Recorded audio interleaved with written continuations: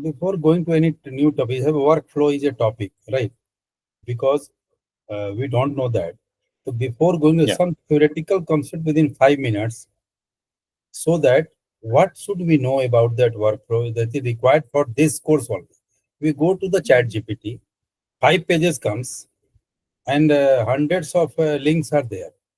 Which part we should learn is important regarding workflows for this course particularly.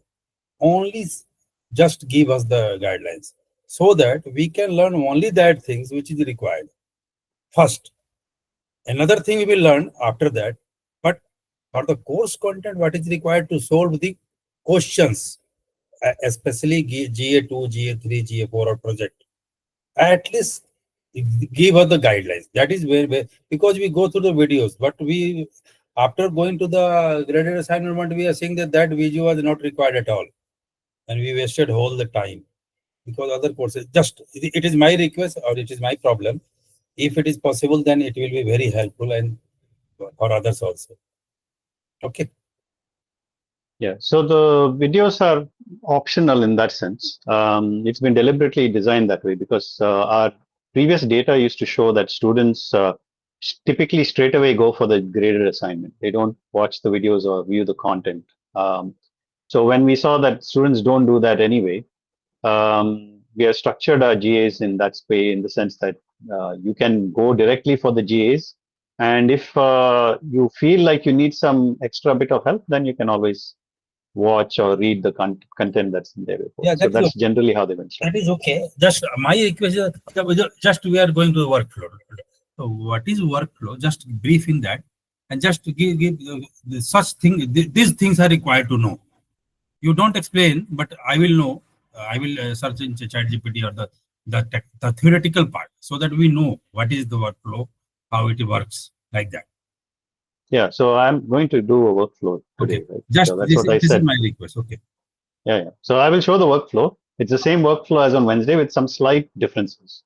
So to avoid confusion, we're not uploading that video. So that this will be sort of the official way of seeing Okay. the workflow. Okay. Sir. Okay. Fine. Thank you. Okay. So if you are here on Wednesday session, you'll get it straight away. But if Yeah, you are I not was on the there. I was Wednesday, there. You yeah, explained very then well that workflow. You explained very well, but theoretically, just like I'm saying that is okay. That is very good explanation was that I understood very well.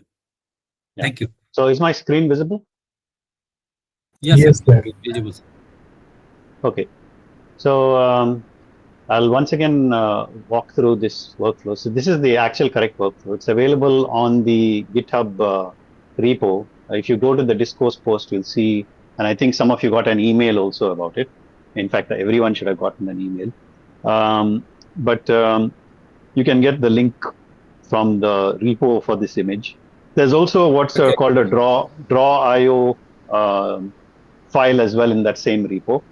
And the advantage of the draw IO file is if you got the draw IO package, then you are able to see a bit more about these.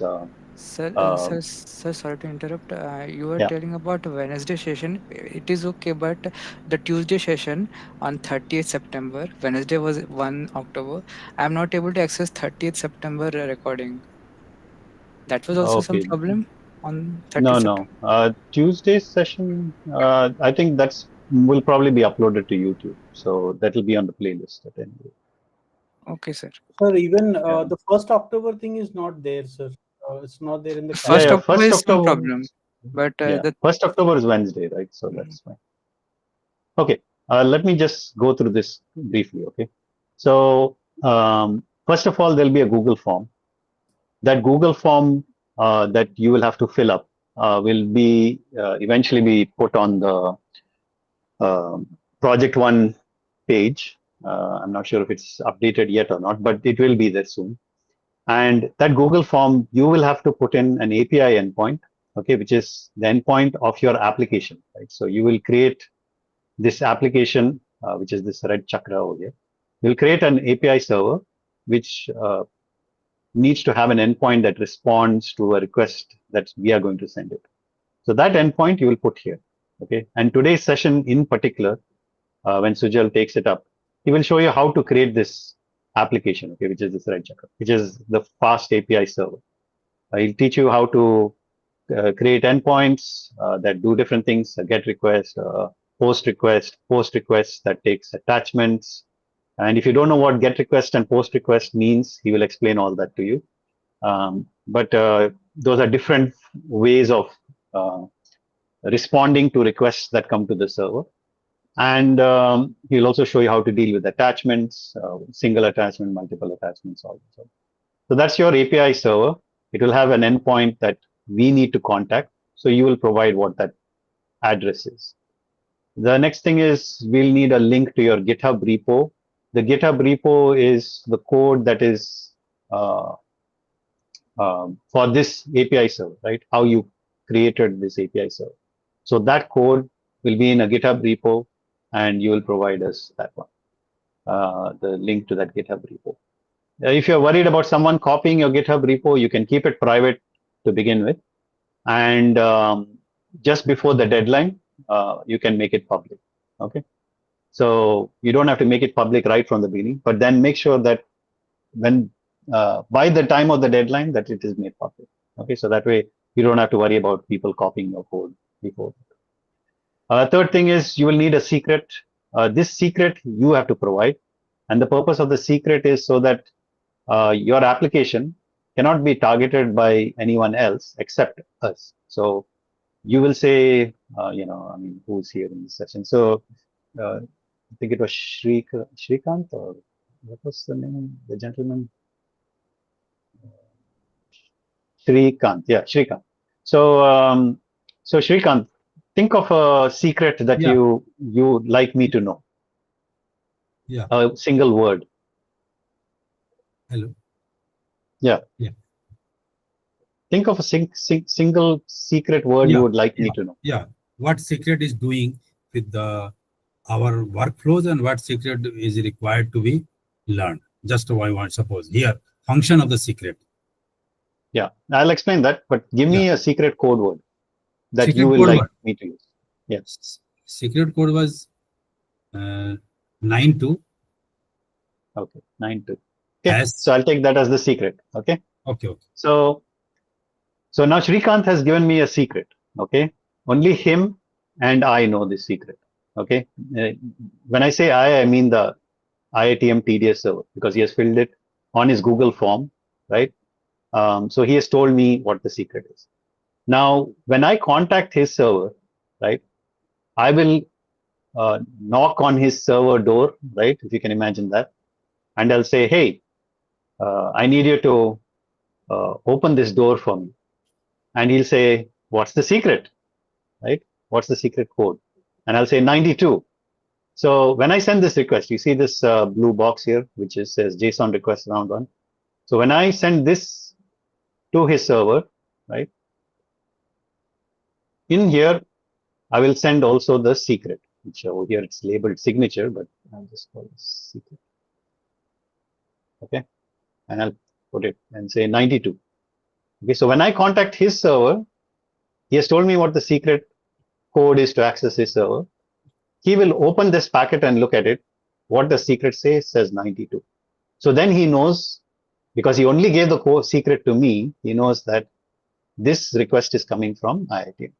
So this prevents other people from launching his application, right? So that's the purpose of the secret. So, so that's what this form is about. Okay.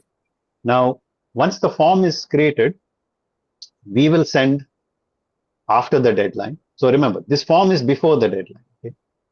Or by the deadline. I think it's like 13th October or 17th October, I think, right?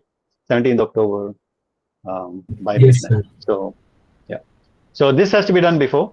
Once that is sent to us, we will keep it all on our server. And then once the deadline passes, we'll start sending out requests, right, to everyone's server.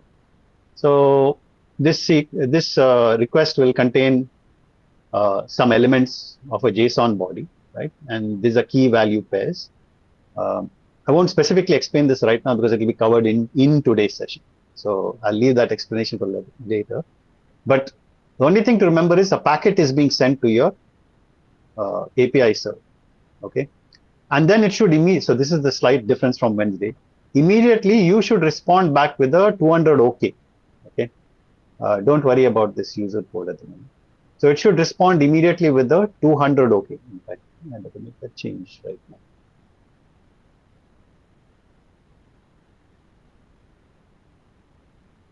Okay. So what that's telling the ITM server is, I contacted your server. Your server responded back. That means your server is working. It's reachable and it's working. So that's what the 200 OK tells me, right? So then what happens is, inside this server, I'll put a little shape for this. So inside this server, a clock will start. Okay, a 10-minute clock.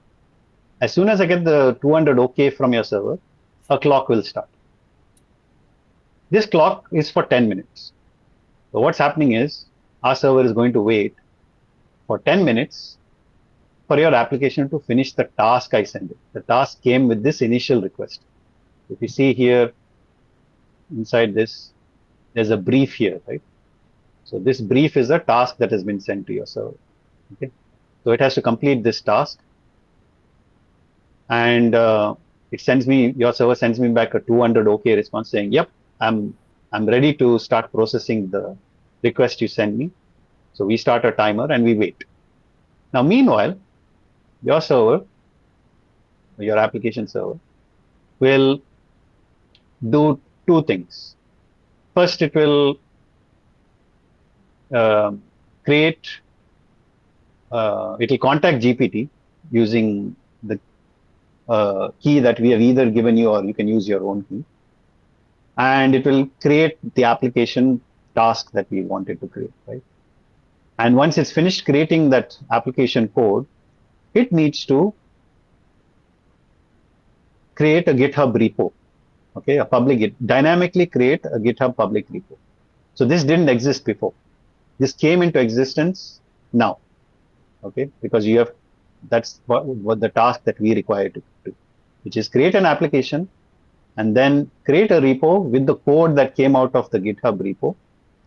And once that repo has been created, you have to also, I've written a GitHub Actions, but actually this is not necessary. You also have to create a GitHub Pages as well. So GitHub Pages is nothing but a website, a static website. And in your GitHub Pages, you will run the application that was created in GPT. So I'll talk you through this second part again. Your API server will get a request from us with a task. Your code will do two things. It will first of all create the code, which will be a JavaScript code that will run on a GitHub page.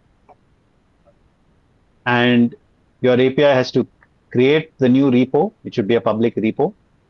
It should contain all the things that we give you from the brief. And it should create the GitHub Pages, which is a website.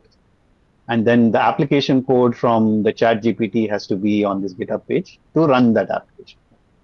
At this point, your API server has finished the task.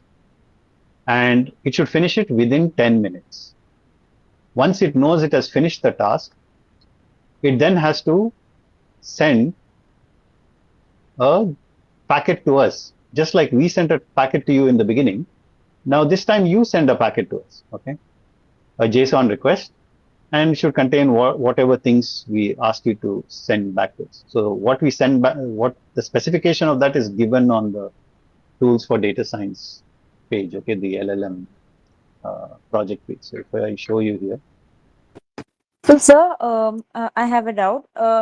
Previously, you were told that we can use like any kind of LLM or any kind of AI to work on to make our application code. But here you just asked us that ChatGPT code will be used for creating the application. So I didn't understand. That's just an example. That is not. Okay. I mean, I can't put all the different images there. That's just as an example. Yeah. Okay. I mean, even this what I've shown you here, right? This cloud service. This cloud service doesn't have to be Hugging Faces, right? It's just an example. Okay, But the idea is to show you that it's a cloud service, and it's because Hugging Face Spaces uses Docker containers. That's why it's sitting in a Docker. okay, sir. You And just to can, clarify, sir, the type of okay, application that, yeah. I will just have to interrupt you here, because if you keep asking doubts in the middle, then others won't be able to ask anything, because ideally Oh, we should sorry, sir. take doubts in sequence. Okay. Okay, So, sir. Actually, I yeah. raised my hand. I thought that we could. Sorry, sir. Yeah. So let me finish the workflow. So then I can clarify various parts of it, because otherwise it will be difficult to finish this whole. We're already 20 minutes in. Okay. So so the next part was, when this application finishes what we needed to do, which is create an application that runs on a GitHub page and creates the repo. You have to send a request to our server within 10 minutes that has all the details, email, tasks, etc., etc. And this is found in the project page, right? So if you look down here, this is the kind of response we want back. So this specification is already given to you, okay, of what we want the response to that comes back to look like. And some further details might be there in the brief itself, which we initially sent you. So in this brief that we initially sent, there will be any additional specifications will be there. So make sure your application follows those specifications, creates the JSON request that it's sending back to us, and we are expecting it in a certain format, and so that's being sent within 10 minutes. Okay, so once that's done, we will now run an evaluation directly on your GitHub pages. Okay, you see these green arrows. So these green arrows represent the first round. Okay, the first round of communications. The ITM server sends a request to your API. Then you send a response immediately back. Then we wait for 10 minutes. You create an application. Once the application is up and running, you send a request to us, and the URL for that where you have to contact us is also in the brief. And then we will test your website to see is it really working as expected. So that's the first round. The second round, which are these red arrows, is a modification round. So it will just send a request to slightly modify the application. So if the first application was, for example, create a to-do list, and this to-do list should take to-do tasks and delete to-do tasks. A modification might be, okay, we also want to create multiple to-do lists. Okay, so something like that. Some modification, not something major, just a minor modification that improves it slightly. So that will be round 2, and it will follow the same pattern. You will send a request. Your FastAPI server will first of all check the request came with the secret, so you know it's from us. Then it will run. It will create the application using GPT help, the modifications, and then it will update the repo. It will update the GitHub pages, and then it will send back a request to us saying within, again, 10 minutes, and it will say this is the updated information, and then we will run round 2 on. So that's the workflow. In fact, this is still a little bit of work in progress. We might not even need this second request, because in theory you've already sent out the repo and the GitHub pages. So this branch might not be necessary. Okay? We'll clarify that later. But otherwise, this workflow is pretty much the same as the first one. And that is, in a nutshell, the whole project. Now, at this stage, I will take a few questions, and then I will hand over to Sujal, who will show you how to run the fast, or how to create a fast API server that does these first basic things, which is responding and receiving requests and sending requests. Okay. So we have, okay, so Mehnaz, I think. Yeah. What's your question? Hello, sir. Good evening. Good evening. Sir, I got the step of the JSON request, Yeah. and I got the step of the Hub Club and the ChatGPT, but I didn't get GitHub. Like, we have to write a GitHub, or y'all me updating it. Okay. So let me do one slight clarification, so it's a bit easier to understand.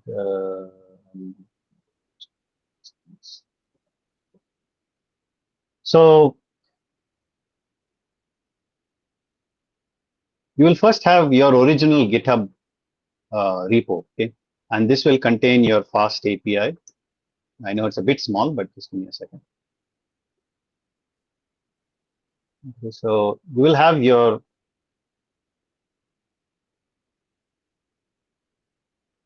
original API code, okay, something that you have created. This itself, you will create a repo for it, and it will contain your FastAPI server code, okay. And if it's having Docker, then any Docker files or anything that tells us what your application does, what are its endpoints, what are its features. There should be some README in there that tells us about your application, etc. Okay, so this is your FastAPI server code. Okay, and this is the code, the URL for this code, right? So this will have a URL.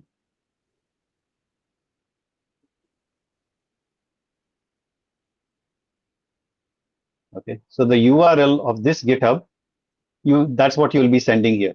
Okay, this is for the code of your FastAPI server. Okay, so I'll use this symbol here so it's a bit clearer.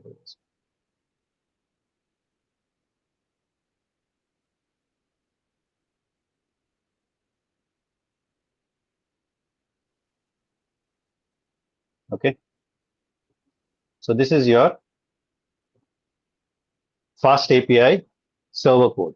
Okay, that's the URL you will be sending to us first over here. Then when your application, so you will have a task. So if I show you here, in the JSON request we send you, there will be a task. Okay, the task will be, where is it? So there'll be a brief for it. A brief is the explanation of the task. So that brief may say something like, create a CAPTCHA solver. So you know what a CAPTCHA is? Yes, Or, sir. okay. So for people who don't know what a CAPTCHA, I'll give you a simpler example. Create a snake and ladder scheme. Okay, that may be the brief. So once you get that task from us, your application will dynamically have to create the code using GPT Sep, yeah, because there's no human beings involved in this process. So it will create some bit of code, and that code has to be stored somewhere and run somewhere. So this is what that new application that's been created by GPT will be, right? You'll have to create a new repo and store the code that comes from this GPT in this repo. And you also have to launch a GitHub pages along with it, because the GitHub pages will actually host your application. And GitHub pages is largely static website hosting. So the only interactivity that can be on there comes from JavaScript that is on the front end of the server, as we call it. So don't worry about these terms. We will explain that as we have other sessions that talk about it. But there will be some code sitting on top of your web page. That is the only code that will provide this interactivity.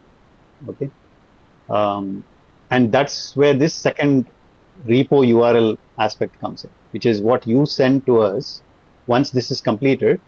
That's what you're sending to us. You see, it says here repo URL. So that is the freshly created repo URL that you will be sending to us. Is that clear now? Do you understand what I said? So, sir, like, yeah, whatever the code you run of, I mean, the JSON response run of there, and then you get the outcome. I mean, you get the output of it. That is what we want. Yeah. So the output of this has to go into a GitHub repo. Why does it need to go into a GitHub repo? Because you need to launch a GitHub pages. The GitHub page cannot work without the code, right? Okay, got it, sir. Thank you. Thank you, sir. Okay. Yeah. Okay. Good. Right. So next is Tanvi, I think. Yes, sir. So Yes. the doubt I have is that the second JSON request, which we are seeing in the middle, there are two JSON requests round two, sir. Like like the JSON request response to, and just in the just below that the orange one. So I don't understand, like aren't they Okay. the same technically, because we are sending one request back then after that. Yeah. So you're talking about round 2, right? Specifically, the red Yes, arrows. sir. So the round 2, yeah. Yeah. So round 2 is going to be similar to the first round. The main difference is in round 2, it will say, okay, we should say over here. It will say instead of round 1, it will say round 2. That will be a key value pair inside. Okay. So Yeah. you know that this is a round 2 request. So what's the difference between round 1 and round 2 request? Round 2 will be a modification. As soon as we send the request to your server, anyway, it should automatically send us a 200 OK back so that we know your server is fine. Okay. I mean, this is normally what happens with websites. Whenever, say, for example, you go to the TDS website, what you're actually doing when you enter it in the Yeah. URL bar and hit enter is it's not necessarily sending a JSON request, but it's sending Yeah. some request. Some Okay. signal, yeah. So it's sending some request to a server sitting on Cloudflare, because that's where we host it. And then Cloudflare sends you back two things. It sends you the content, but also sends you an OK 200 signal so that your browser knows whether the request was successful or not. So that's what this is. Your return response should be a 200 OK. So that's all that this means. Okay.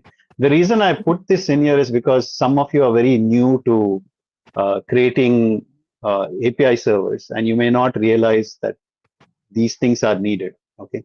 Because initially in my Wednesday session, I didn't have this middle bit, the 200 OK. I just said after 10 minutes, send us a request. So you might get confused and think, oh, after 10 minutes, I can send a response. No. You have to send a response straight away saying 200 OK.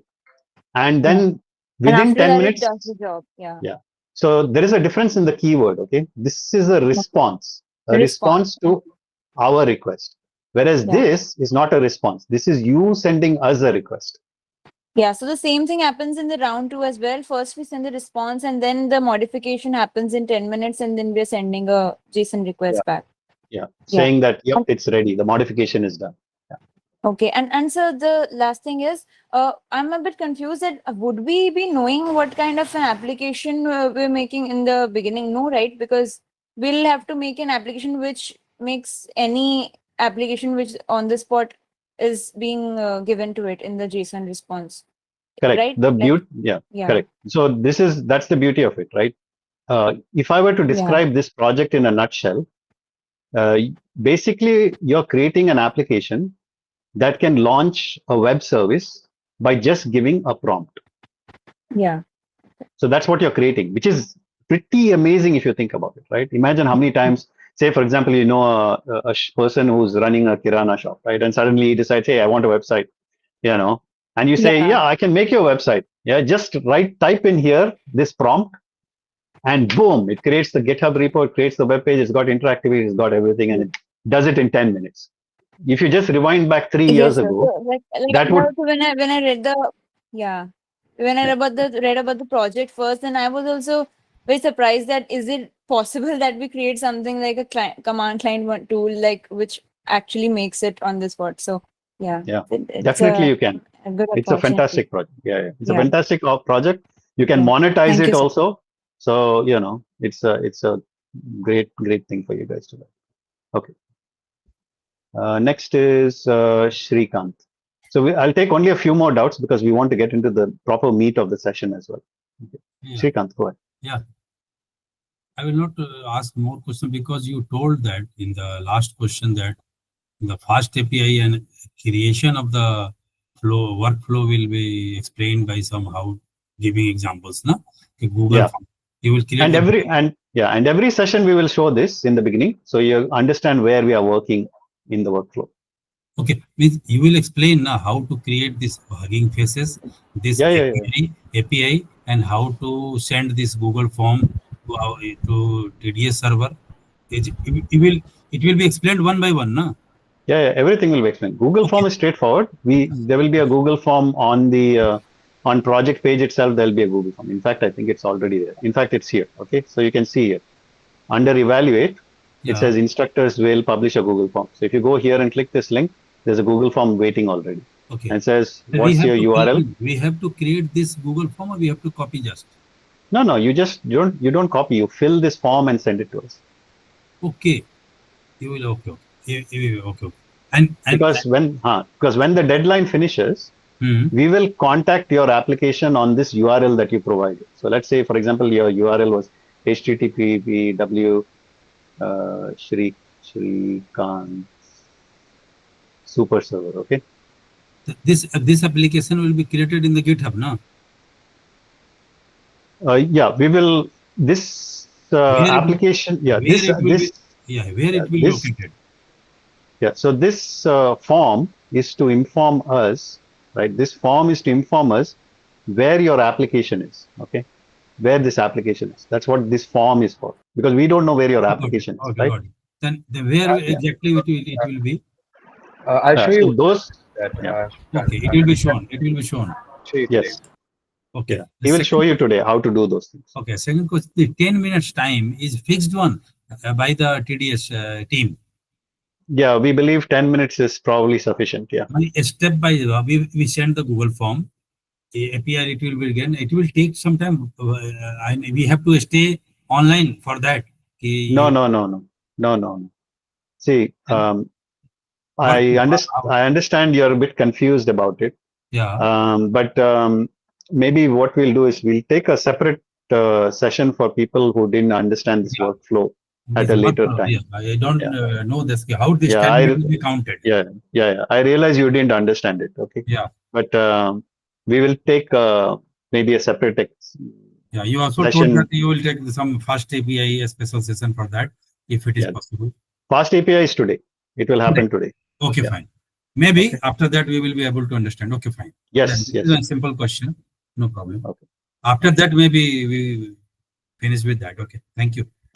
Okay. Next is Manoj. Are these quick doubts? If they're quick doubts, I'll answer them. Yeah. Good evening, sir. Good evening. Good evening. Yeah. Actually, just very little query, sir. Once first request is sent, okay, then you send the response. The response is first response has to be received within 10 minutes, right, sir? Once it's No. okay. Let's make it clear the words. Okay. We are sending a request. You have to send a response back immediately. 200. Okay. Then within 10 minutes, you have to send us a request, not a response. A request. Just like we send a request, you have to send a request. And we will explain what the difference is today in the FastAPI session. Got it, sir. Got it. Then after you see the request within 10 minutes, then you set another request. That too, now the countdown will be once again reset, sir. Then the second round that should be again within the 10 minutes. Response Correct. That should be right. Got it, sir. Got it. Okay. Yeah. Next one, Mayank. Yes, sir. One thing I want to just ask is as we make our fast API server, how can we test it is working fine or not? We will give you some test cases to try. Okay, sir. And we'll show you how you can create your own tests also. So that will be covered. But not today. It will be shown in future sessions. Okay, sir. Okay. Next is Veda.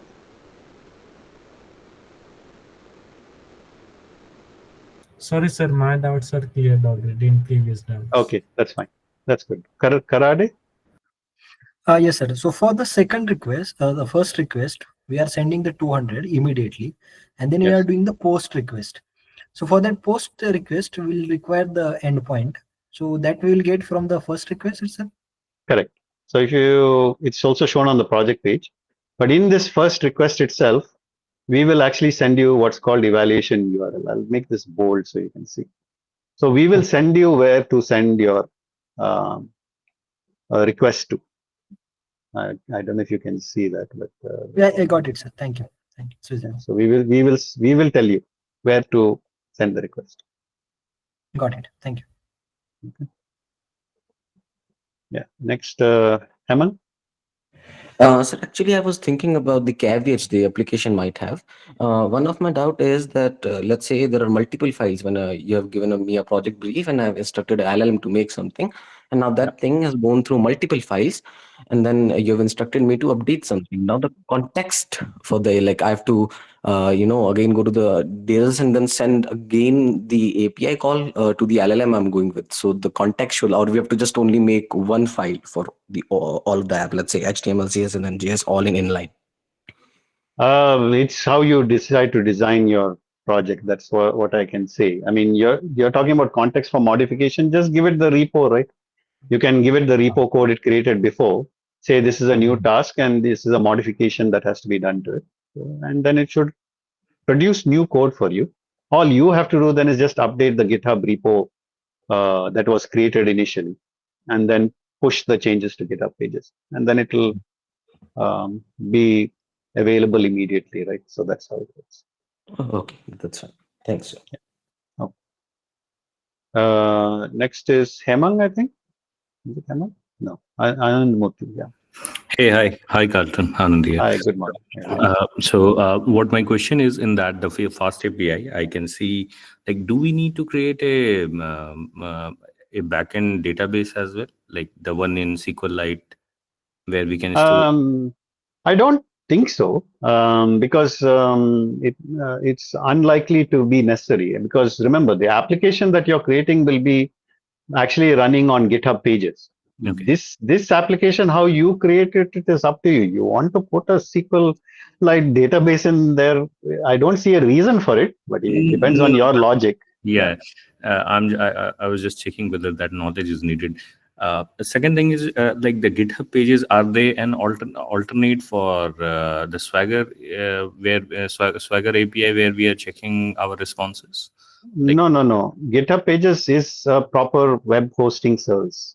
So it will host websites, but they will be static websites. So the only interactivity available on GitHub pages will be the JavaScript sitting on top of that web page. Okay. Because GitHub pages cannot have server-side processing. You can only have client-side processing or client-side rendering, as it's called. Mm-hmm. The thing is, like, the last time the suggestions provided by you, I have worked on that and, like, tried to be at the level of this project. So yeah. Thanks, Carter. Bye. Yeah, no issues. Okay, with that, I guess we've finished with the doubts. We'll hand over to Sujal now, who will take you through how to create a fast API server, how to receive requests and send responses back, and also how to test a fast API server and all the other things associated with it. Okay, thanks. Sujal, you can take it. Sure, Walter. So, hello guys. Today we'll be starting with a brief introduction on fast API and how servers are created. So, this session is primarily helpful for people who have been, let's say, had experience with MAD 1 or MAD 2 in the degree, or have had experiences with creating APIs. So let's get started. Okay, I'll be starting from the very scratch. I'm sharing the screen, and let's just create a new working directory. Let's go to work and let's say fast API demo. Still, your speaking is a lot. I mean, text is very small, so you can make it a bit larger. Is this fine? Yes, fine. Once I go into it, it'll be fine. So your voice is coming very low, so it's not properly audible. Okay, I'll try to be a bit loud. Is this fine? No better. Yes, sir. Okay, so first I'll create a virtual environment, and at any point, if you don't understand any part, just raise your hands. I'll just activate the environment. And, Sir, which command prompt is this? Is this a terminal in Mac or? It's just terminal in Linux. Let me just open VS Code, okay? So that'll be more easier for you, I guess. Okay. So for this entire thing, I've used just one command lately, that is Python mbnv and BNV. I'm just creating a virtual environment. I have already created one. So is it compulsory to do on this WSL prompt only, no?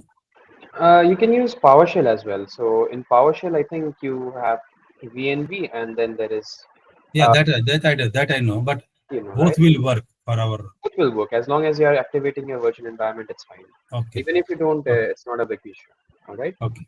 Okay. So there are a few dependencies that I want to install before getting started. One of them is obviously Fast API and UVCon. I'll explain what UVCon does in a bit, and multipart will need this in a while. So once all of these is installed, I'll just initialize a new project app.py. All right, so let me just hide this for now. All right, so let's just start creating our first application. All right, so let's just import from fast API, import fast API, and let's just initialize the entire API. Once that's done, I'll just create a get request. Let me just for a few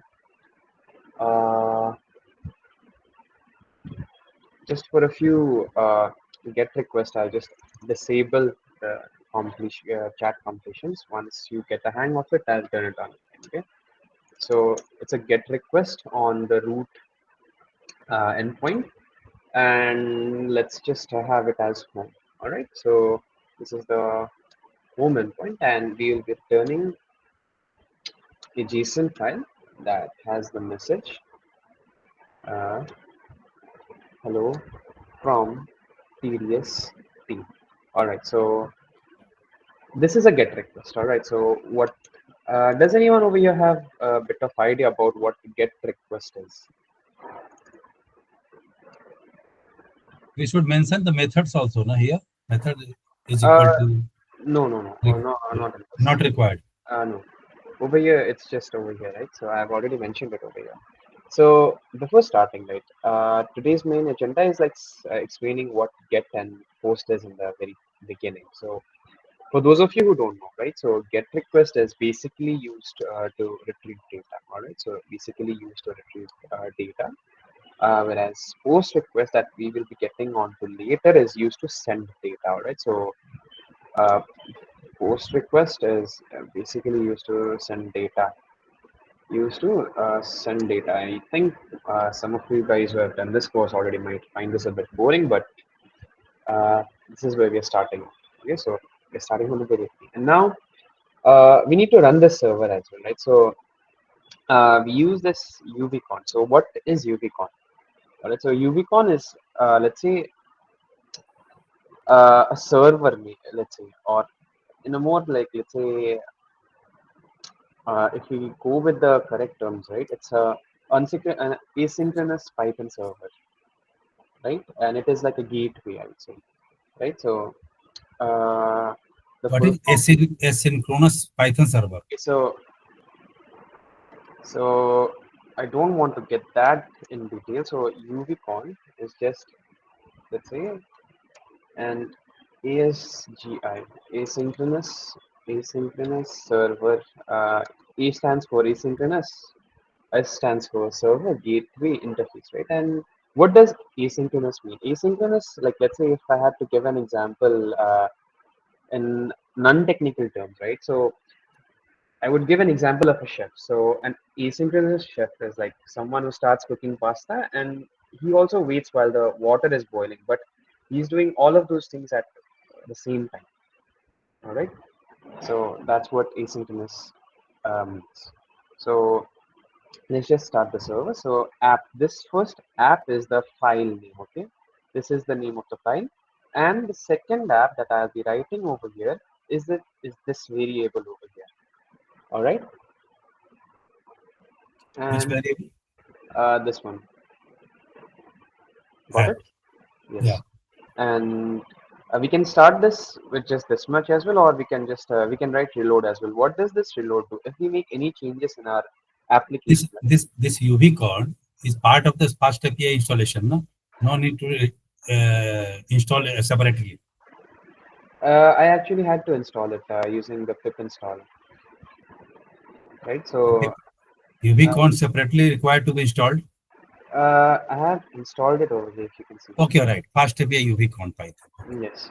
So what does this reload function do? If I make any changes in the script, it will just restart the server. All right. So let me just start the server and see the server is now starting. I can just click over here and you can see hello from TDS team. So for this course, I'll just ignore this right for now. So for this particular session, I'll be using Postman a lot. So I would want you guys to like be familiar with me on this from right from the first get go. So you can just go over here and do the get request, but I'll just do over here so that when we move on later on to post requests, you'll have let's say easier time understanding. So I can just send the get request, and you can see hello from TDS. So this was the first let's say get method that we used, right? So 8,000 fixed port number. The port is 8,000 and we are doing it on local host. Okay, 8,000 will be port number for the local host Yes. fixed for this Ubicon server. Yes, we can change it as well, but currently for convenience we're keeping it. By default 8,000. Yeah, by default. Yes. Okay. Okay. So once that's done, let me just turn on the chat compilation so that we will have easier time understanding. Postman extension is required to be installed in the VS Code, right? You can use curl as well, but I'm using Postman right now.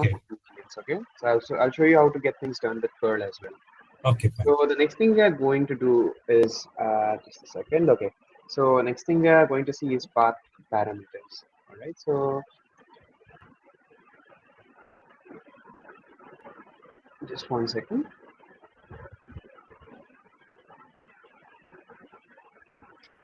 Okay. So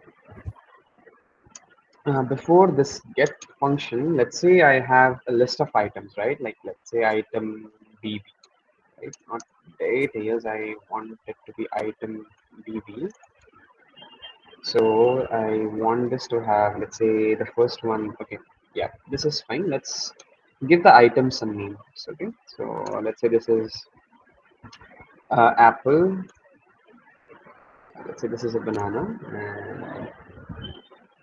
and let's say this is a pineapple. Right, so these are the details of this dictionary. So I want to get all of these items, right? So I want to get, let's say, this is my link. I want to enter the ID and get the details of it. So for that, I'll be creating an endpoint. All right, so let's write the endpoint for it. I can just do the get item, and I'm passing the item ID over here, and I'm passing it as an integer. All right, I don't want like, all of them to appear this fast. Okay, so over here, right, if you see, I'm passing item ID, and in this function as well, I'm passing the same parameter. And now what I want to do with this parameter is I want to go to the item. I want to create a variable item which gets from the item DB the item ID. All right. So don't really. Item ID is a keyword. Yes, I'm passing the item ID as a parameter. It's not a keyword. It's a parameter. No. Item DB. Item DB is a keyword. Item DB has been initialized here. No, it is a variable we have given, right? I have, yes. It's a, let's say, temporary data, like not data as well. I just say it's a list. No, my question is item DB, item underscore DB is the keyword, or we can give any name. Item TB. Can we give item TB also? Yeah, I can give item TB. Okay. It's a variable. Okay, it is a variable. Okay. So it's just a variable, all right? Because the DB is the word which is a keyword, so we are confusing with that. So don't use the keywords. If it is a variable, use your common name. Okay. Sorry. Got my point. What I'm asking. Sorry, DB is a keyword. DB is used in the SQL. No. In this case, it wouldn't be a keyword because it's explicitly mentioned that I'm using DB like this, right? So it's not. Okay, fine. Thank you.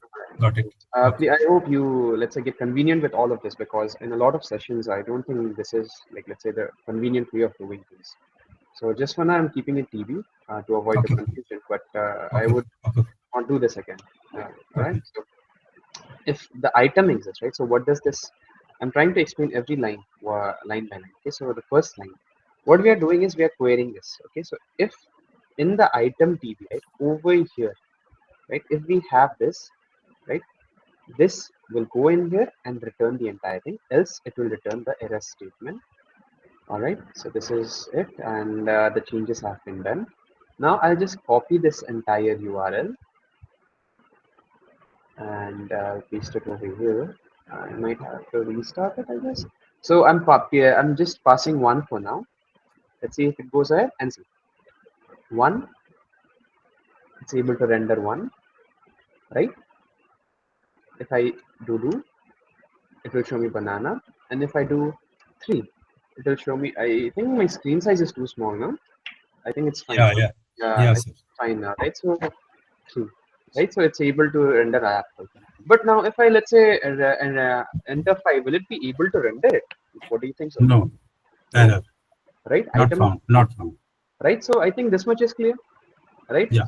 We have made a simple get server, which is like just querying all of these things, right? So now let's just make one more server using the query parameter. Let's just make one more API. Okay. So this query parameter is for using search. All right. So this is the endpoint, and we'll write the function for it now. The search function. It'll take in the a name, or let's say I can write just Q as well. Just one second. So I can write Q as well, right? And Sir, the built with agent mode at window is maybe not required. Can you close that? sorry. Because it is very. Sir, the window the right side built with AI mode. Sure. Okay. I'll be using that later. I'll show you how to use it more efficiently. All right, right? Sir, just want to ask one thing. I Sure. joined a bit like 1 hour late because of I was attending DL session. Sure. You like you just started, right? Like it's not that like you explained a lot. Yeah. You never lost anything. Everything is okay. Okay. Thank you very much. Okay. All right. So over here, what's basically happening is we are just storing the entire thing in the results. So let me just type it out. The results is an empty list, right? Where we are storing if we have found the item that we are looking for or not. All right. So I don't think this is the right suggestion. So if Q, right? If we did find Q, then only we are storing them. So let me just read if this was the correct form. I don't think I need this. Let me just query item. I don't need the other thing in item D. Okay. So if this entire thing was found, only then will this query parameter will this be rendered. Okay. So let's test it out once, and I think we can have this entire thing as search, and the query parameter is Q, so I can just have Q, and I think I want to search for apple, let's say, right? So apple. So will I be able to do that? Okay, not. Sir, I guess question mark query, right? Question Yeah, mark query also. sorry. Question mark query. No, question mark. Yeah. Yeah, I think this is the correct format. Yes, this is the correct format. So if you see over here, I was able to get two things because I think I passed an apple, right? So apple also is over here, right? So it was able to get both of these. But let's say I pass pineapple, only one will be rendered. So I hope this query parameters is also clear. Yeah. What is lower is doing here? It's converting this entire string, right? So the entire string in our first was pineapple, right? Pine apple, right? Yeah. This was being passed on this. Sorry, this what what lower is doing is lower is converting lower is Lowercase. converting everything to small letters, lowercase. Okay. Got it? But it is case insensitive, right? Sorry. It will Yeah, not consider the case, right? it's not considering the case. So Correct. no matter you pass in like the entire thing as a capital letters of like Got it.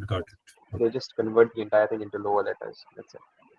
All right. So I hope. So how do you differentiate between a query parameter and just a parameter? The one above this, Ah, right? you see over here, this is the query. Yeah, but in the code, it was just the same, right? It just looked the same. The first one also. Over here, if you see, I have passed this as a parameter over here, whereas over here I have just passed it over here as a string. Okay, that way. Okay. Okay. So the next is, I think now we are getting into the more, let's say, a bit more deep, and that will be a response model. Okay, so I think this is a bit important compared to the previous two. This is not taught, and I would say mad one and mad too much. So we are using Pydantic. No, sir. We are using Pydantic now. So what Pydantic helps us with is it helps us with data validation and also like passing the entire classes of items into functions or let's say queries, right? So let's define an item, right? And let's define I want name. I do want the name. Okay, sorry, I do want the name, and I do want all of this. I don't really want this for now. I'll just show you why I don't want this for now. I'll show you this. Okay, so now let's just app dot get again, right? So I'm sorry if you're getting bored with get endpoints for now, but trust me, just end the suffering in a while. So instead of item, I'll just have item right now. Instead of items, I'll have just item, and I'll have the response model to be just item. All right. So let me just code this and show you. So get and I don't okay, so I don't have, okay, I have the same class. So maybe I'll just give this an S, and over here I'll just have an S. Okay, so over here if you see, right, I have just passed name and price, right? But over here I'm passing name, price, and an extra field, right? So what do you think will happen if I query this thing?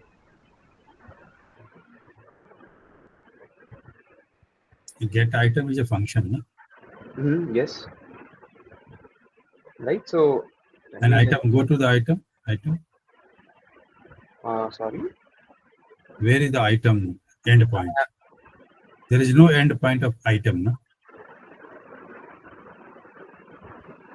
Item endpoint is over here. I'm just showing you. So I'm just what asking. is response model equals to item? I'm not able to understand that. Response model is equals to item is this. It's the class. Okay, like why you're defining this like here? So I'm defining this over here because I want to show you if the response model is item, what do you think will the response be? It will not. It will show error because the model is sending name and price only, and the extra field is not there in the our model. Is it? This will just be ignored if you see. See, it's just being ignored. Whereas if I initialize extra field as well, extra field as well as extra field as well, and I don't want none. I just have this like this, and let me just restart. I don't think it'll work right now. Okay, yeah. See, it's working now. See what did you guys see the difference before I added this and after I added this? Yeah. Right. So is it a bit clear why this class is helping us right now? It showed whatever was available. Sorry. If it was defined in the model, it responded. Yes, because this is the response model, right? Yeah, and other extra things were discarded. Okay. Yes. Sir. Yes. What is this base model and Pydantic is for purpose? This is us, like, let's say return things or take like data validation. It helps us in data validation. Like, let's say if I'm passing a lot of things from my endpoint, right, but I only want two things, then I'm just doing my validation from here itself. And this is not like, let's say see, if I just restart this, just 1 second, I have to request just 1 second. So if I just start this again and send this, you will see I'll get only mango and price, right? Even though I have an extra field, it's being ignored, right? So where is this helpful? Sometimes, let's say your LLM, right? It might generate a lot of things. It might generate hello. It might generate, let's say, yeah, all of these things. But let's say what might be required is this much. And let's say if you have already defined the Pydantic class for it, you will just be passing this much. Is this understood?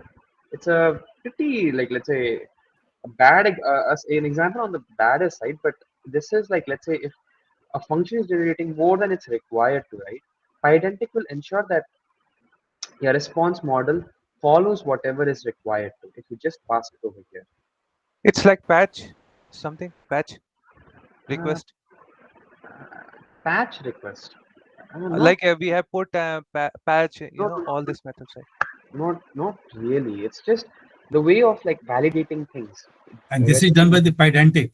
Yes, this is done by Pydantic. It's automatically handled. No error is being returned here, even though we are having, like, let's say only two variables being returned. Even though we are returning an extra field, there's no error that's being, let's say, thrown away, right? So I hope Yes, this sir. is clear. If one more, if 4 fields are there in the model and 3 fields in our that, then what will happen? Let's try. Yeah, right. Right, so and let's not let this be optional, and let's say description, right? Description string, right? So this is not an optional field right now, okay? See, Error will come. Okay, it will not accept. Got it. yes. Now if I Internal just server. add it then into what, got it? Got it. So let's not waste much time because we haven't still got on to what's actually fun, okay? And the data type is also required to match because the Yes, string and yes, right exactly. now. The data type must match over here if you see.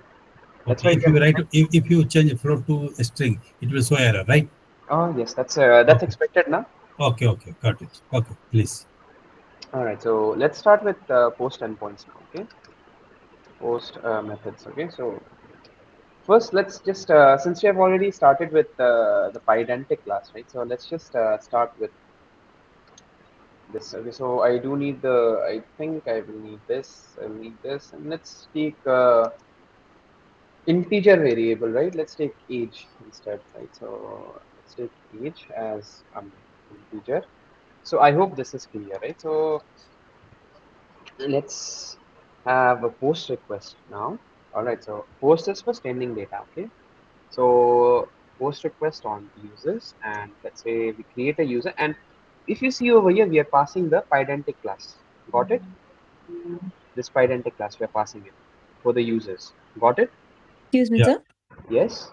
Yeah. So, sir, like just like in when we make a Flask application and when we use a make response and then rec parse for parsing it, it's just like that, right? But for the Yes, a but bit more efficient and a yeah. lot of it has been auto, like let's say a lot of it has been like let's say handle a lot of the errors and all of that, things that would Yeah. like be odd, like let's say redundant, like having to pass all of this or this. Yeah. So Yeah, it's a all more that. concise form of that.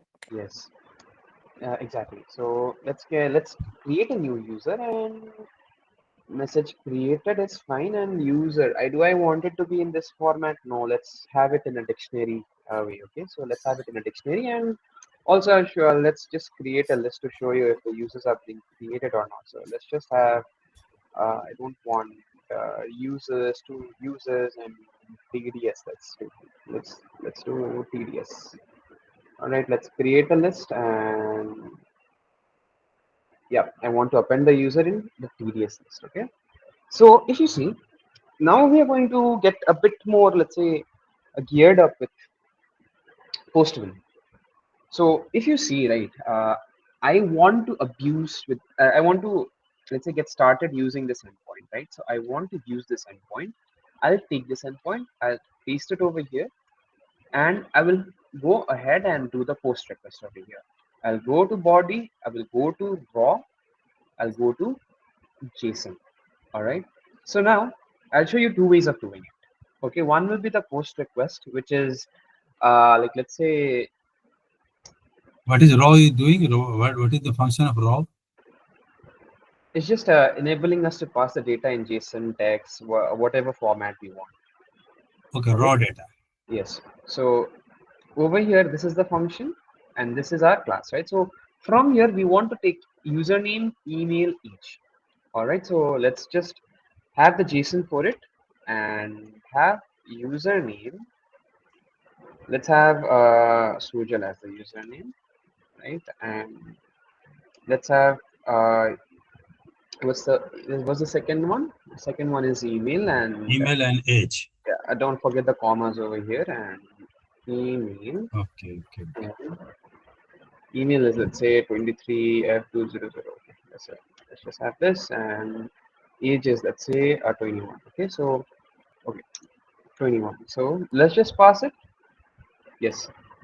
Okay, what is the error? It's saying internal server error, is it?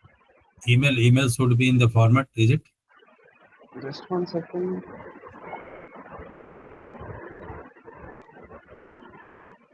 Check the code again. I'll just check the code again once. Username, email, image, and user successfully created. Okay, this should be in this format. And let me just restart the entire thing. Uh, Restart the entire server once. Let's just try sending a post request again. Users, this was the create users, and this was the format that we want to get started with. Username, username is Rujal, and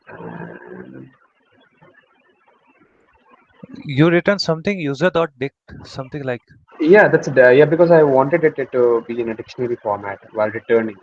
I'll just show you once it returns. Okay. Second is email, and third is speech.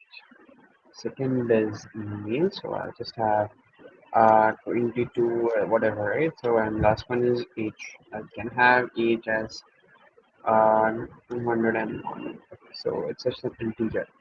See, now it's created, right? The message is created, and the what helped me with user.dictionary is I can show this entire thing in a dictionary format. Is this clear? Yeah. Sir, go to the Okay. code, sir. Go to Yes. the code. Go to the Yes. code. Why this dictionary you crossed it? It's VS Code is doing that by default actually. Yeah, it happens. Yeah, I'm not the one doing it. It's actually the ID that is doing it.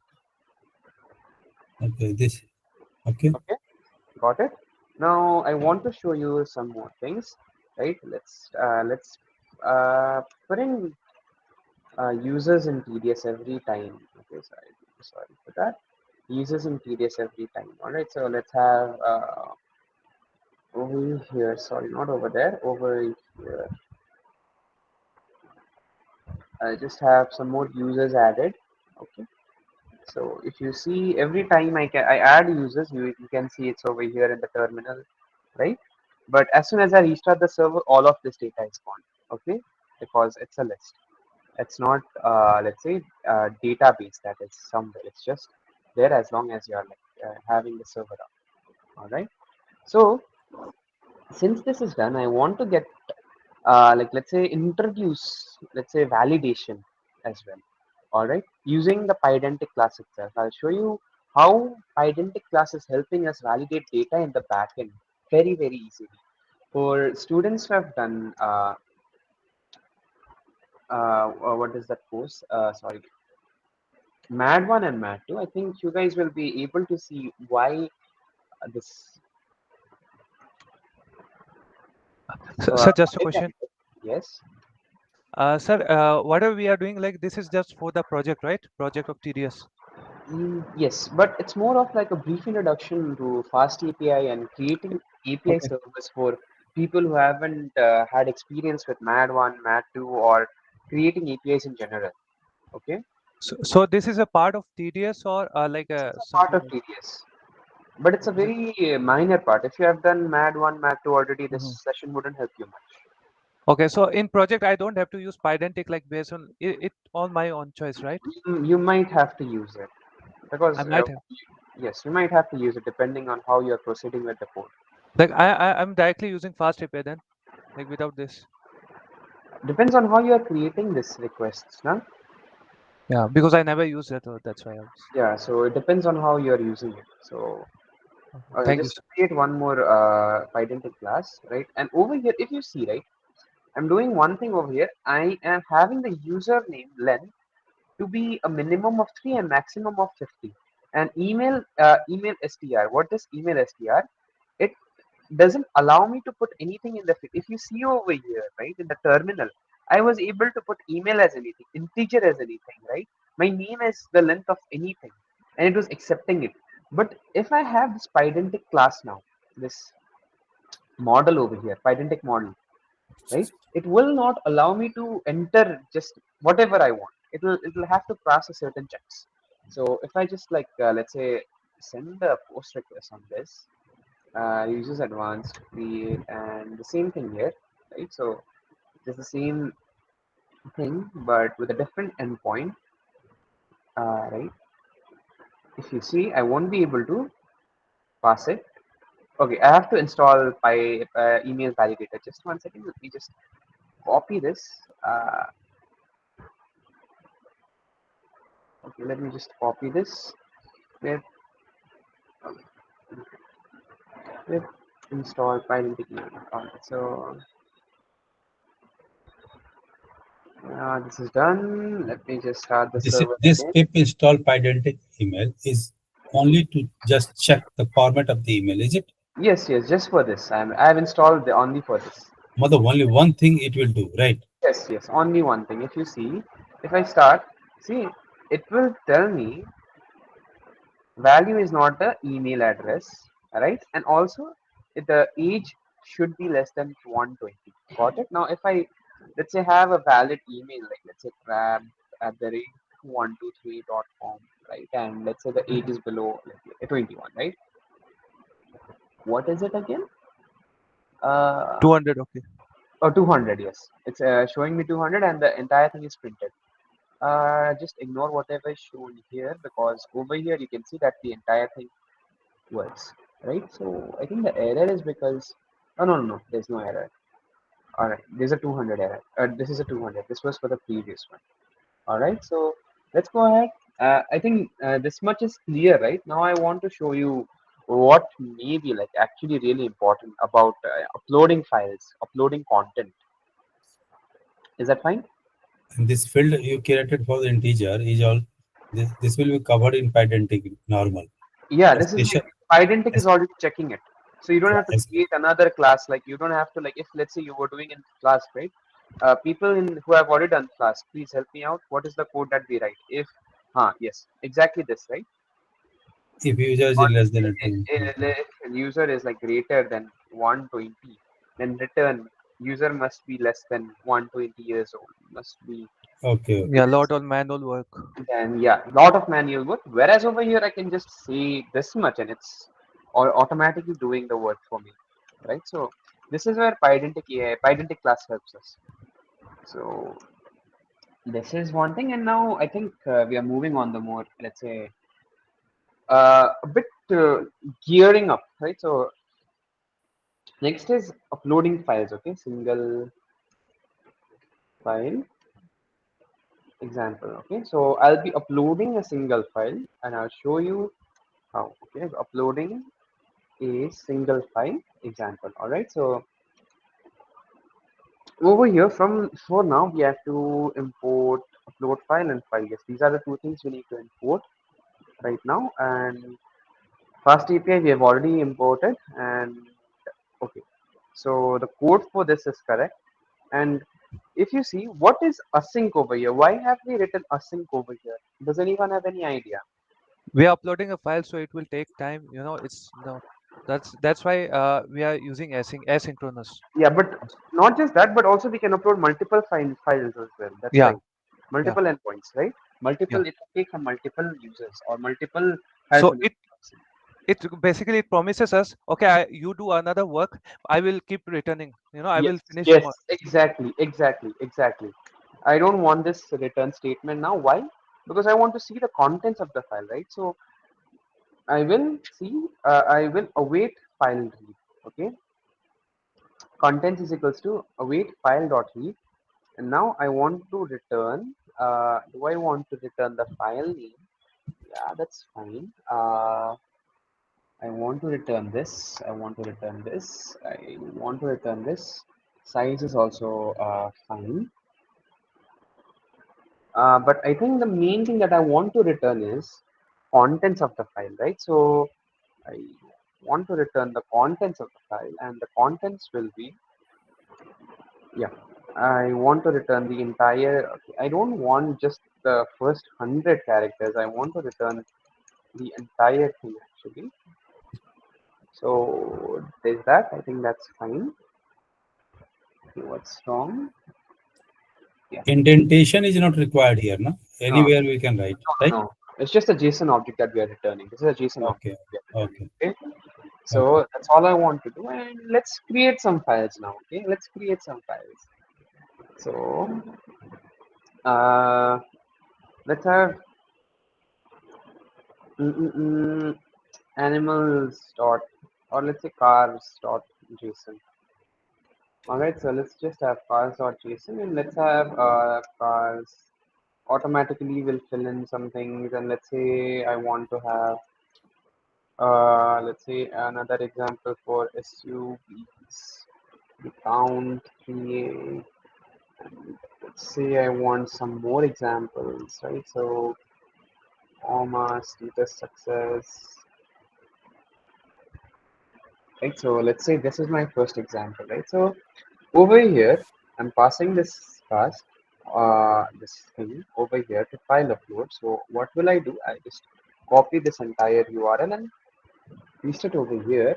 And from here, please be very careful over here.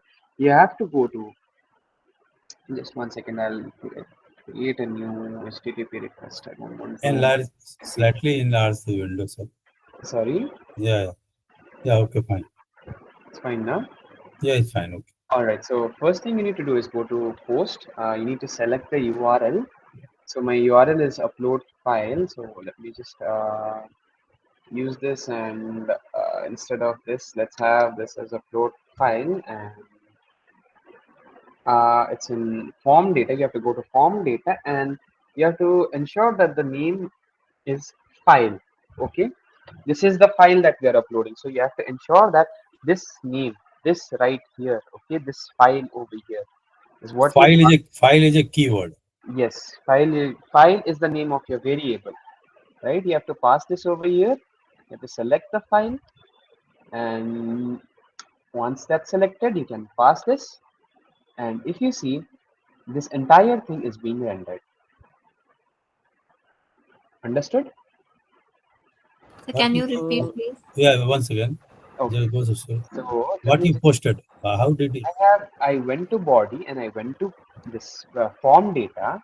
I wrote file over here, and I just selected the file cars.json, opened it, attached it, and I sent this entire thing as a How it is taking from our code, this file path? Yes, it is taking from here. It is taking from here. Okay, I can pick it from anywhere else as well. Okay, path will be given, right? Yes. The file is being attached. The file is being attached. Like for example, let's say I want to go to I love PDF, right? I love PDF. If you guys have, like, let's say, use this website, what does this website do? Right? It uses, like, let's say if I want to convert PDF to JPG, I'll select PDF files, right? If I go over here and maybe I'll find some PDF over here, right? I'm selecting a file and I'm attaching it, right? I'm attaching this file. Yeah. Right? Same thing here. When I hit the convert to JPG, first thing it does is it sends this file, it sees what's inside this file, right?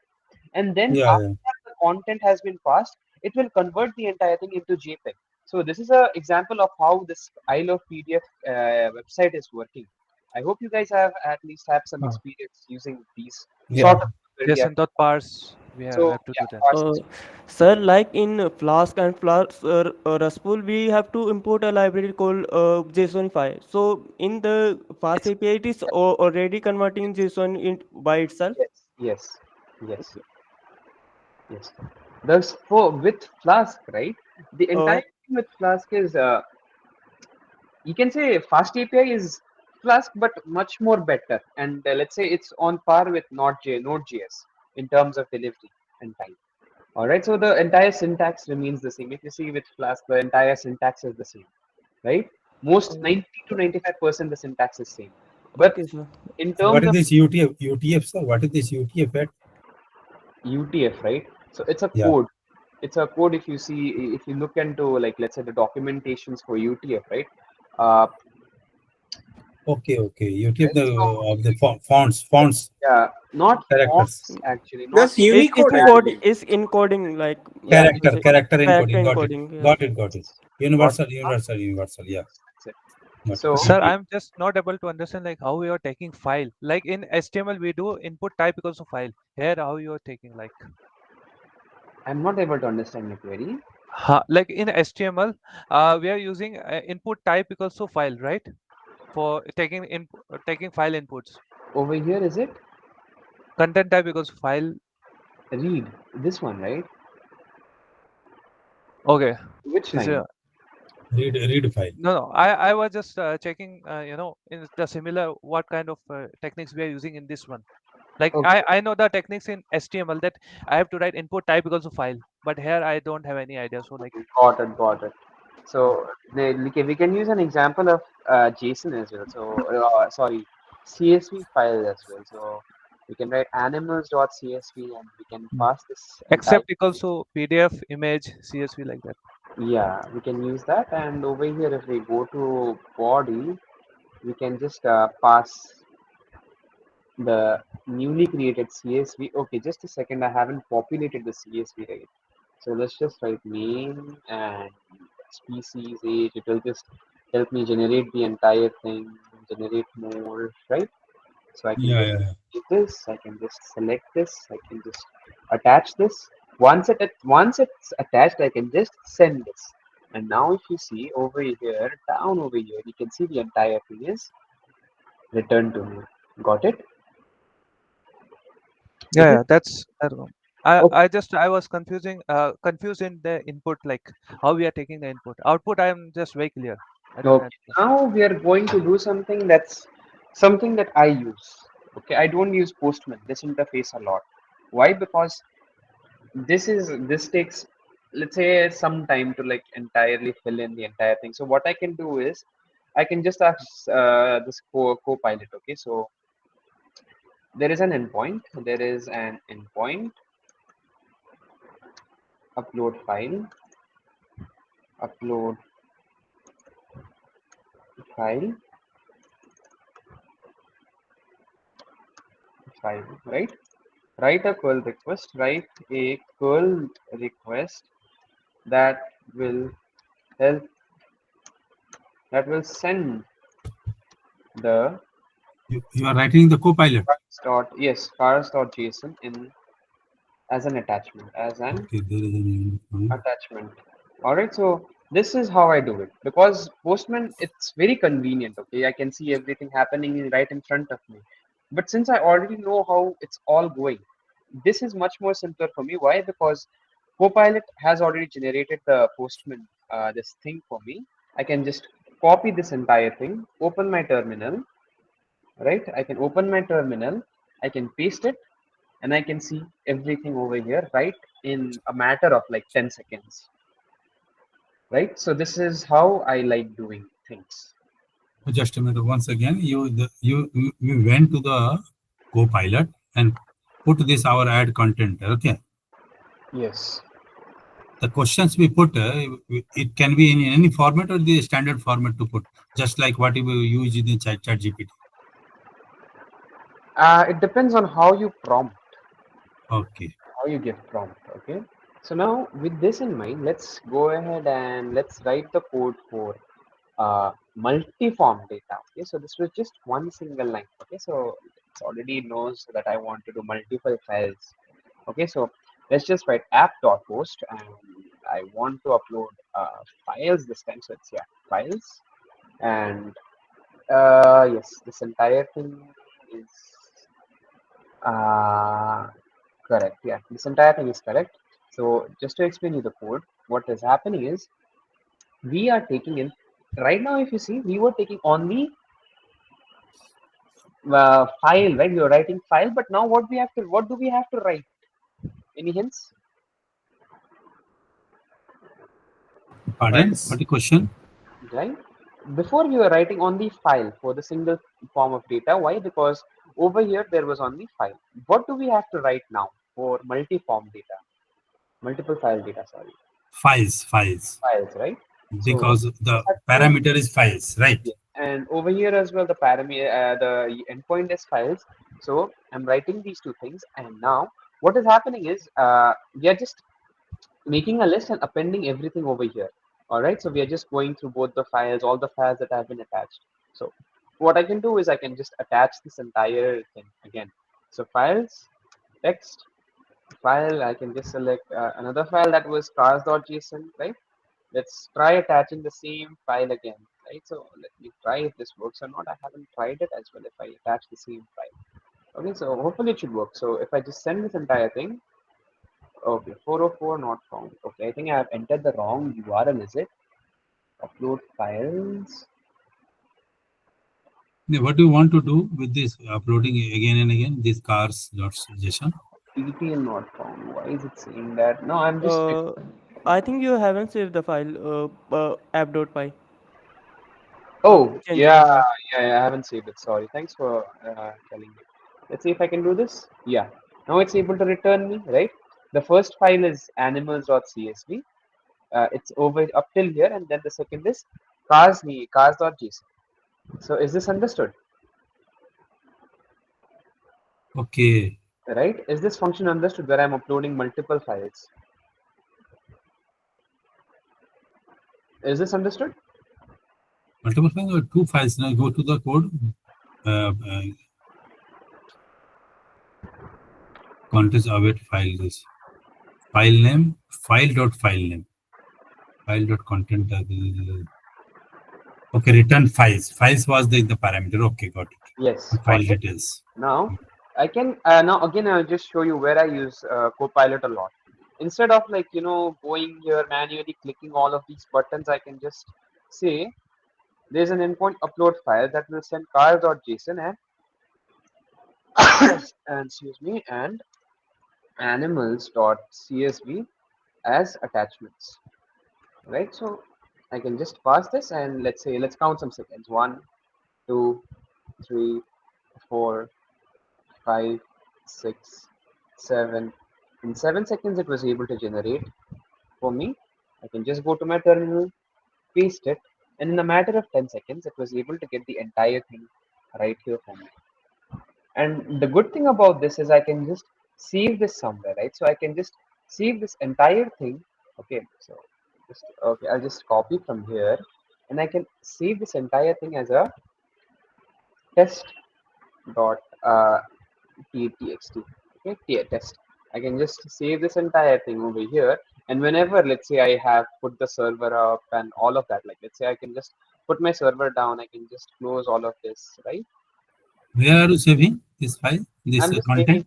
saving txt, right? I'm just clearing everything up for now, just to show you where this helps me a lot. I can just save it over here, and once I restart the server, I can just check whether the server is working or not in just a matter of 2 or 3 seconds. I can do the same with Postman, right? In Postman as well, the queries get saved. And I think it's a bit, it's much more better, but over here you have to like, let's say again, go to body, form data, write all those names, right? In the application itself, it's much more convenient rather than the extension, but personally, I prefer using Perl. Okay, so this is just an example of how I, let's say, use GPT to make my entire work much faster. All right, so I think the main agenda is done, right? I would want you guys to explore one thing. Which file created this GPT? Sorry? Which file? Which file was created by the GPT? GPT means GPT did not create any file. Copilot. No, file means content. It did not, GPT, it was Claude Sonnet 4. It created this curl command. Yes. And this curl command was created that content, right? Yes. And where did you call command pasted? In which file? I just API. pasted it in my terminal. I just pasted it in my Ubuntu terminal. You can paste it in your PowerShell as well. Okay, on the terminal directly, and it will give you the result where it will be giving result. So just over here, if you see, Okay, this is the JSON that it has been returned. and Got it? we will copy this and paste somewhere. You can just copy this, and like for future, if you want to test it somewhere, right? Yeah, So test.txt, I can just save it over here. Like, so save it, just save it. one note. Okay, so one note I would give is I Yeah, I also took this course just last term. All right. So I will show you where this helped me a lot, where this saving this entire thing helped me a lot. So if you go to my GitHub and go slowly, sir. Go sir. When we are switching the window, na sir, go slightly slow. Not sure. So this is my that is GitHub. within fraction of second we do not see Sure, what is sure, sure. what you typed here. Sure. This is just my GitHub. I'm just opening my GitHub. Yeah, yeah, yeah, yeah. This was my project too last TDS. Okay, I took TDS last time as well. okay, okay, So okay. these were the examples, right? These were the examples that were created. I'll just switch to a different branch. It was in my master branch. Yeah. So these were just the examples that was created, right? It was given by the TDS team, and some of them were created by me. Okay, example one. So what I did to test all of them was I had created a script which enabled me to test if the entire thing was there. So I could just change this API. Slightly enlarge the window, sir, not visible. Very Sure. small font. Sure. Yeah, I yeah, just yeah, change the API URL anytime, right? Right now, when you are like running locally, it's 8,000, right? But you can change it anytime, right? yeah. With that, what happens? What happened was, if you see, just a second. This 8,000 API was working for the local host, 8,000 for Yes, fast API, right? yes. This I am just. Please let me complete once. Okay. Okay, please listen more. Hmm. If you see, right, I was using these curl request. I had you made an automated script that checked if my server is up and running or not, and also the time it took, right? This response on it and the time it took. I was using it in this way. I could not do the same thing with Postman. I could not make an automated script with Postman that will check if my entire server is running properly or not, and it is passing some test cases, public test cases. So this is where curl request, like helped me compared to Postman. So this is why I'm teaching you guys how to create curl requests and how to understand how to send a curl request and what is like the, let's say, alternative for it for someone who does not have much experience with using terminal commands. So Got we it? can create a bash scripts. So when we start a server, it can run automatically and check. Yes, it can automatically not answer, but check if your Yeah. entire thing is working or not. So Yes. that's what I did. I used to run the main.py on this. I had the run server py, and then I used to just test it using the script. Got it? So this is how I implemented, like, let's say, some automation that I don't have to like check again and again if all the test cases are passing one by one. Just imagine how tedious would it be to check all of those examples one by one on your Postman. Can we apply some filters? So if it's giving us as some uh, maybe you can say other output, we can check by that also. Other outputs? What other outputs? You can say some your endpoint is not working properly. Yeah, the same is the same thing. If it's returning a 404 request, right, it will just fail the test case. So if you just go and look at my script, right, it would do the same. Over here, if you see the script, if it was failing, then the entire thing would not collapse. It would just say the test case failed. Okay, Okay. that's it. If Okay. you see over here, total tests, past tests, failed tests, and Okay. Okay. success Okay. rate. All of this was generating a summary. Did you get it now? So Yes. I was just teaching this curl request because it had helped me save a lot of time on testing my server, whether it was up or not, whether the hosted URL was working or not, whether my LLM was, malfunctioning or not, or hallucinating or not. I hope you got the point of this, Yes. right? We'll be using the same automation in TDS, right? You TDS you course.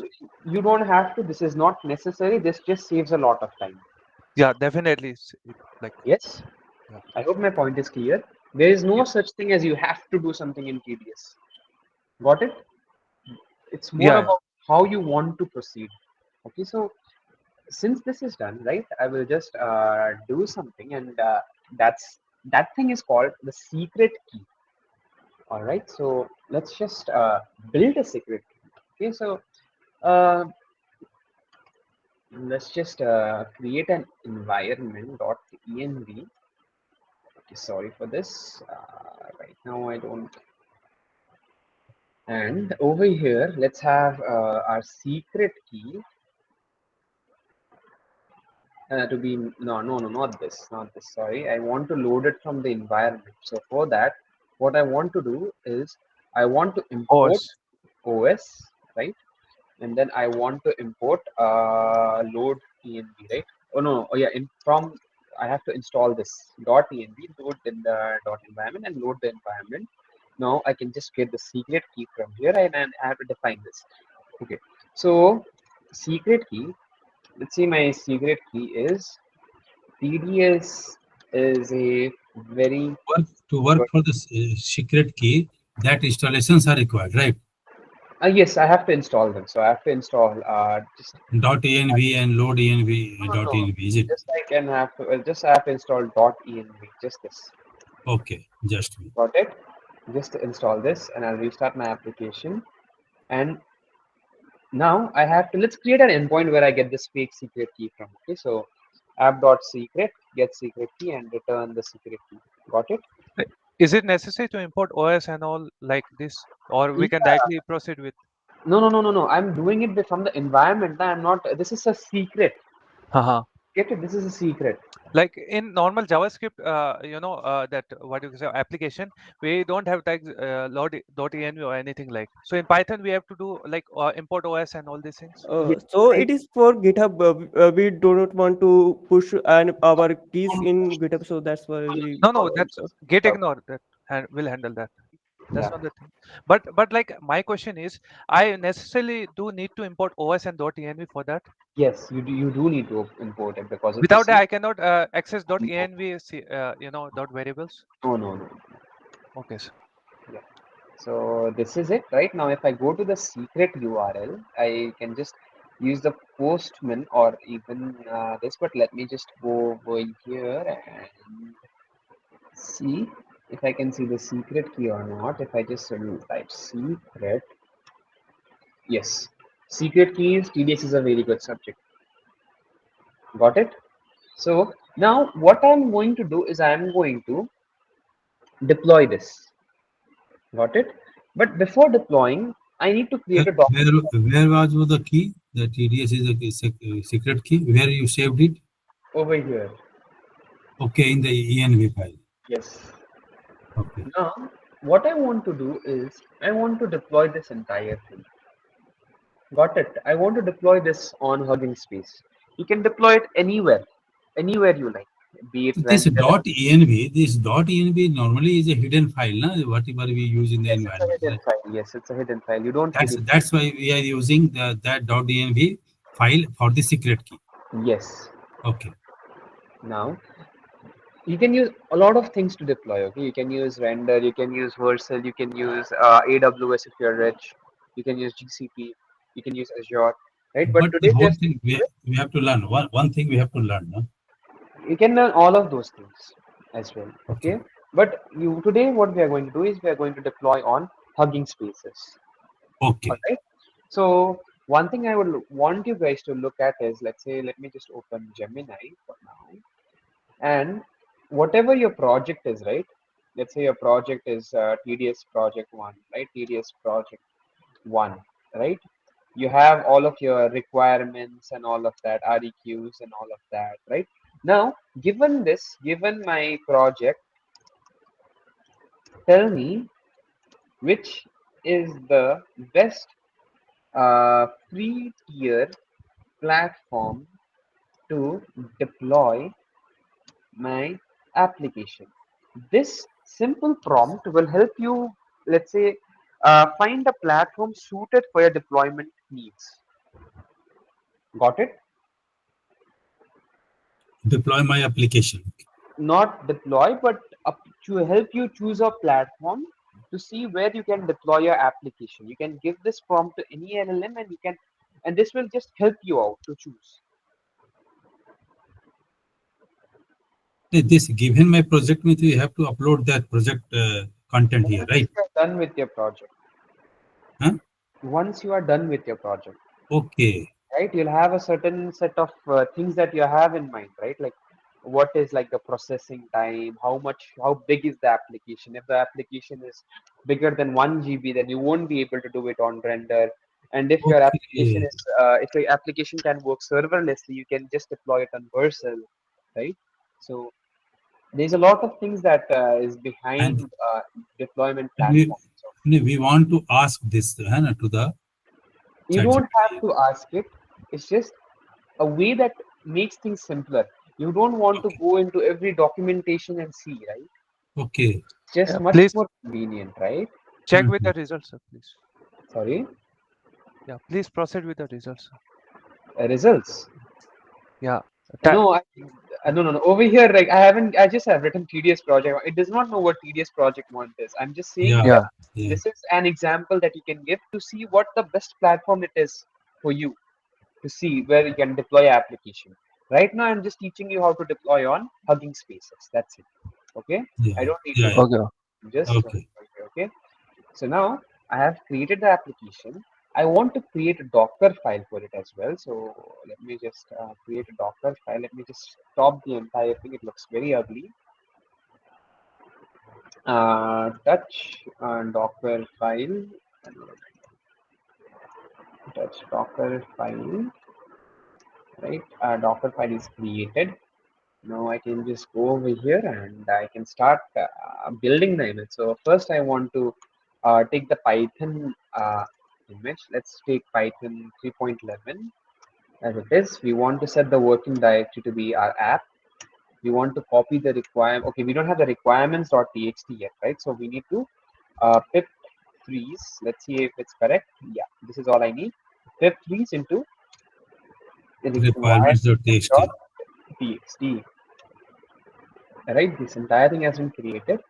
Now I want to run the pip install. So it will be a run command with pip install. The entire thing is correct, and I copy this thing and make sure the port is set to 7860. I guess yes, this is the correct port for Hugging Face. Okay. Okay, so I don't want we have to remember it 7860. No, you can just ask GPT, right? You can ask, you Okay. just go and ask GPT what is the port and like for different Okay. deployment platforms. Like for example, render, I think it's 10,000, right? Vercel, I don't think you need it Vercel because it's serverless. I'm not sure about Vercel, but for render it's 10,000. So everything has everything has different ports. Okay. So Just now, a question. yes. Like after installing requirements.txt, why you're copying this from that? Like I need to copy the entire application as well, right? I have to okay. copy the entire image, right? That's it. Okay, got it. Okay. Now I have the document. I don't want to build it. What is this command? Copy dot means the current directory. This copy the entire image. Yes, dot. Got it. Dot will be entire image to the server. Yes. Then it's running it. Okay. In the container, not the server. Yeah, container. Got it. Now what I Here want it to is container. Yes, I don't want to run and build this. I don't want to build this image and run the container. Okay. I will leave it up to you guys. I will just deploy it right away. Okay. So I want to go to Hugging Spaces face.co. And from here, where I want to go is I want to go into Spaces. Once I go into Spaces, I want to create a new space. Switch over slowly, sir. Please, how we are switching just. Okay, so I hope up till here it's clear. I'm going into huggingspace.co and I'm creating a new space. Yeah. Got it. Now I want to name the space FastAPI, and let's say the short description is we have to log in to the huggingface.co. No? Yes, you have to log in. You can after login. Okay. Yeah, you have to log in and you have to go to the new space. That's it. It is like a GitHub also. It looking like that. Yes, it has like connectivity with GitHub as well, but we currently we are not doing that. We are just deploying it using a Docker file. Okay. Whatever we will create on the Hugging Bash after logging, it will be there saved, right? Yes. Okay. So we go to the space name, and from here we don't need to fill this right now. We can just select a Docker, choose a Docker template. We choose it as blank, and currently we just choose a basic CPU and keep it as public, and we just create the space. All right. You not selected Docker in that. I think I did create. I did create. Now I can just use git commands and like let's say push the entire thing. But for simplicity, I will just use go to files, and from here I'll just click on contribute, upload files, and now I want to upload my files from my TDS. Where is my TDS fast API? Yes, this. I want to upload my Docker file, my requirements file, and my application file. Application.file. Got it? I uploaded them over here. All of these files have been uploaded, and I want to commit these changes. Okay, I'm committing them. Once they are committed, I will go to my settings. In the settings, if I go scroll down there, I can see there is a variables. Now, if I go to secret, I can add my secret key. So, over here, I can just copy this variable name, and I can say secret key, and the value is let's say what do you guys want the value to be? The TDS course is like that. Whatever it is there, it should be copied, na same thing. Not you can have anything. You can have anything. TDS Okay, is here, yeah. This was the is first time we are giving the value, right? a Yeah. course, yes, good course, but very difficult, very difficult,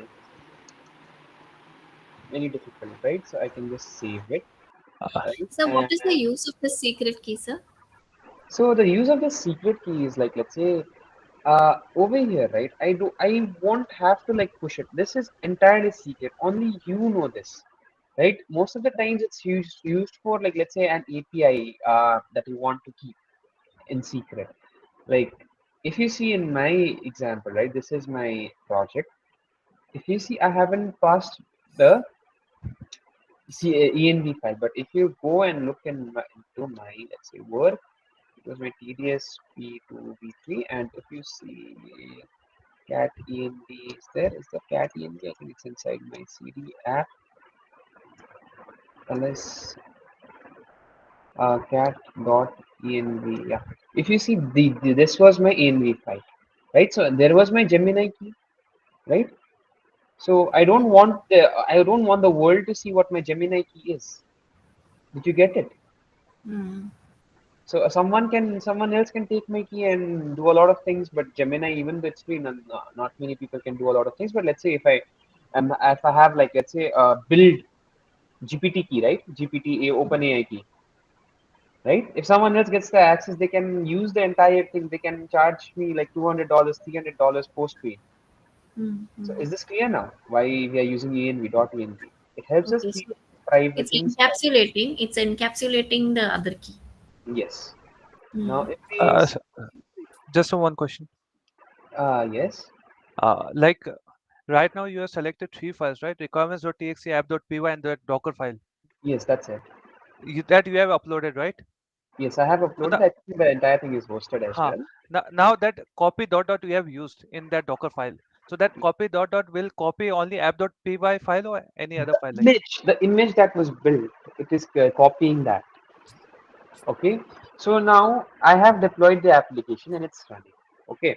Now what I can do is, let's say I have to go all of this and search where is my deployment URL. What I can simply do is I can just copy this, go to GPT, and tell me what is the deployed URL, right? So I don't have to like see where it is, right? So many things, so many buttons I can just see. So it has given me the URL. I can just go and yeah, it has told me where it is. Okay, so now I can just do one thing. I can copy this entire thing and write secret. Okay, why is it failing? API dot secret. I want to okay. I want to see the endpoint. URL. It gave me the same URL actually. Yeah, so now it has returned with the correct URL. Right, I can just go here and yeah, now I can see the correct URL, and if I go to see it, yes, you can see this entire thing is working. Right now, what I can do is, since this is my correct URL, right, I can just ask Copilot, right? I can just ask Copilot, okay, create a .sh file that checks all the endpoints for testing. .sh means bash file. Yes, bash file.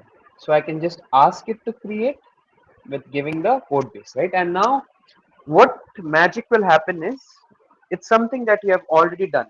You have already tested the entire thing. Why should you go again and test all of these endpoints again and again, right? So it will take what, half an hour at least every time you want to test all the endpoints. Is that correct or not, all of you guys?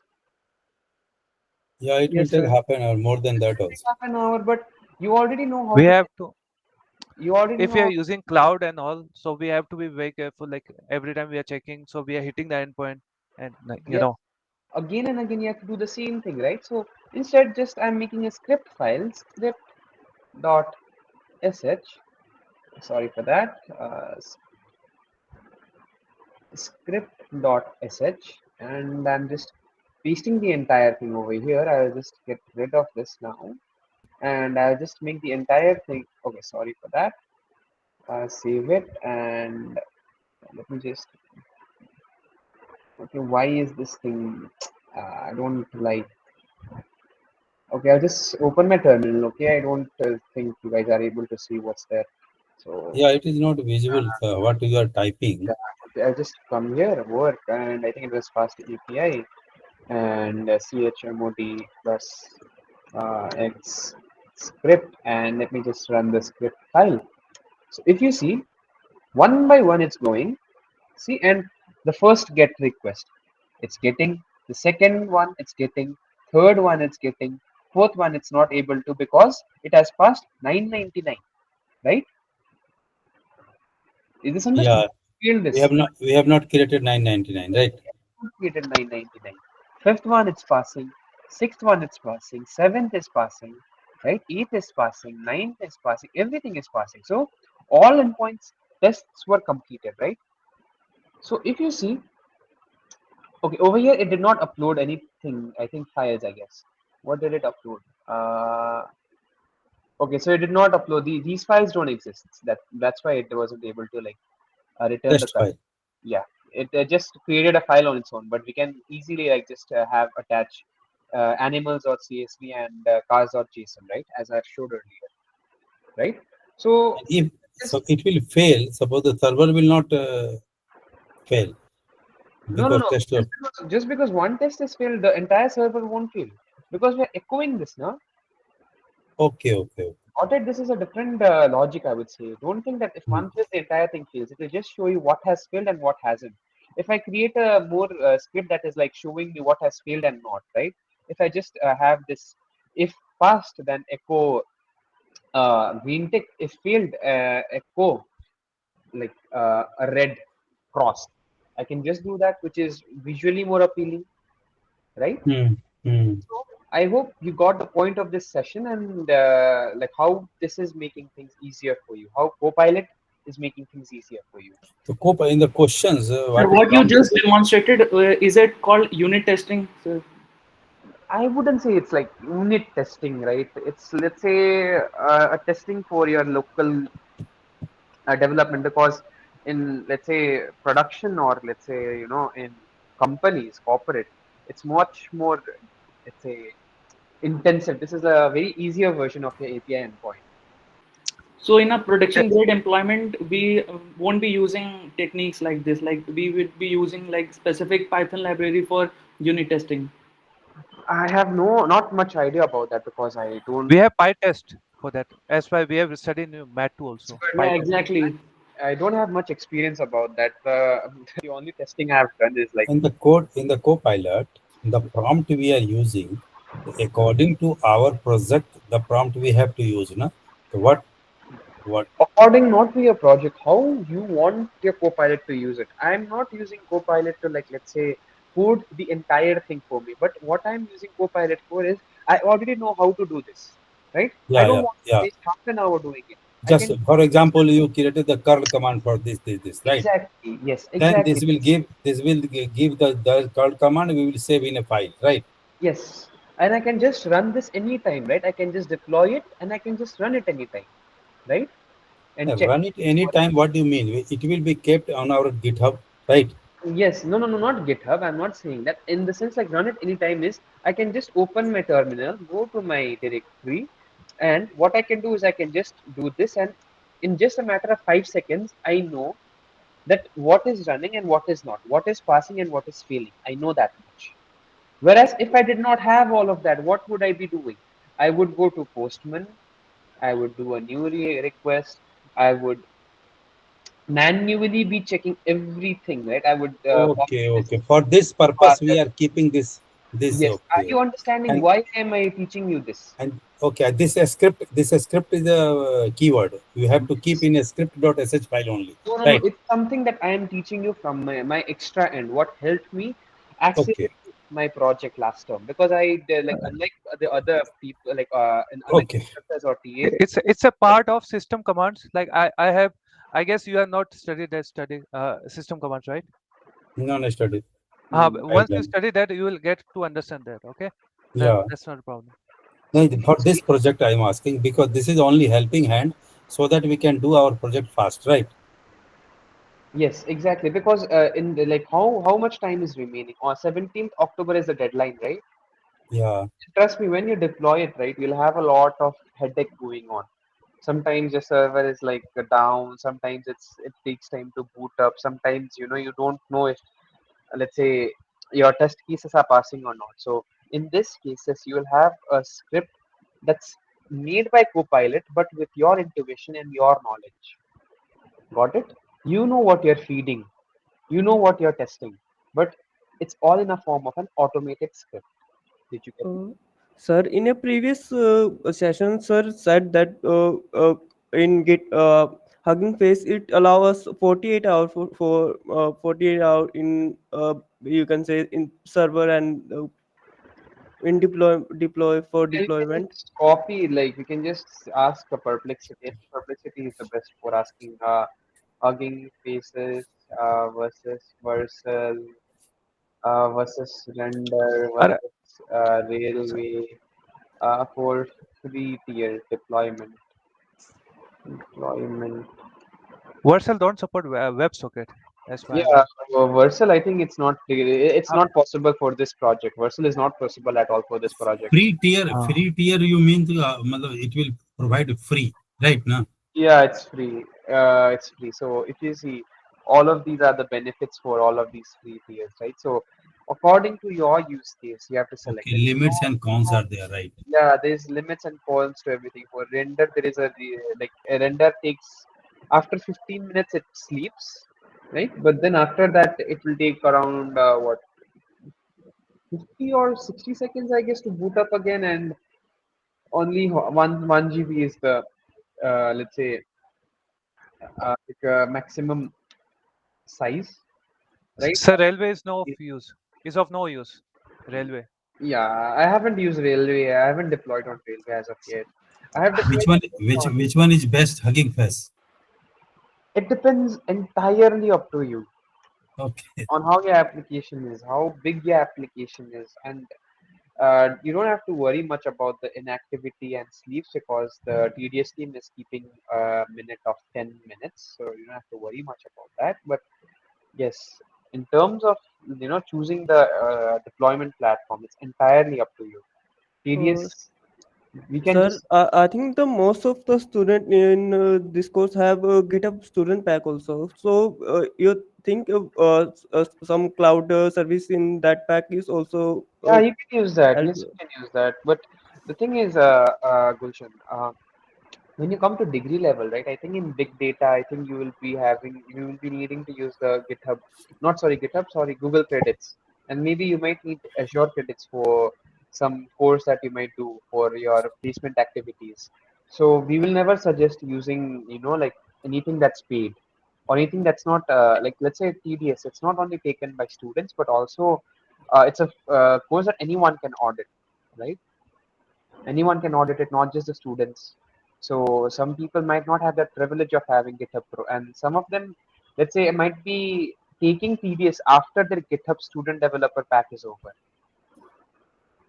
right? So we would not suggest something that's, I think, a privilege or, yeah, that's not accessible for free anytime.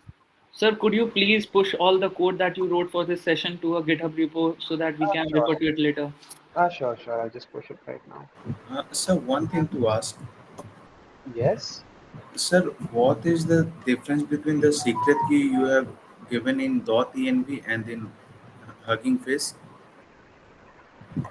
So in Hugging Face, I have mentioned it over here in the settings itself, right? I have mentioned it Yes, sir. over here, and I think the secret key over here you can see is TDS is a good course but very difficult. Whereas over here it is TDS is a very good subject. Got it? So Yes, sir. the difference is you will never be adding this to the GitHub to GitHub. Okay. So let me just add this all of this into GitHub. Okay. TDS. Just create a. Such what is the use of this secret key? That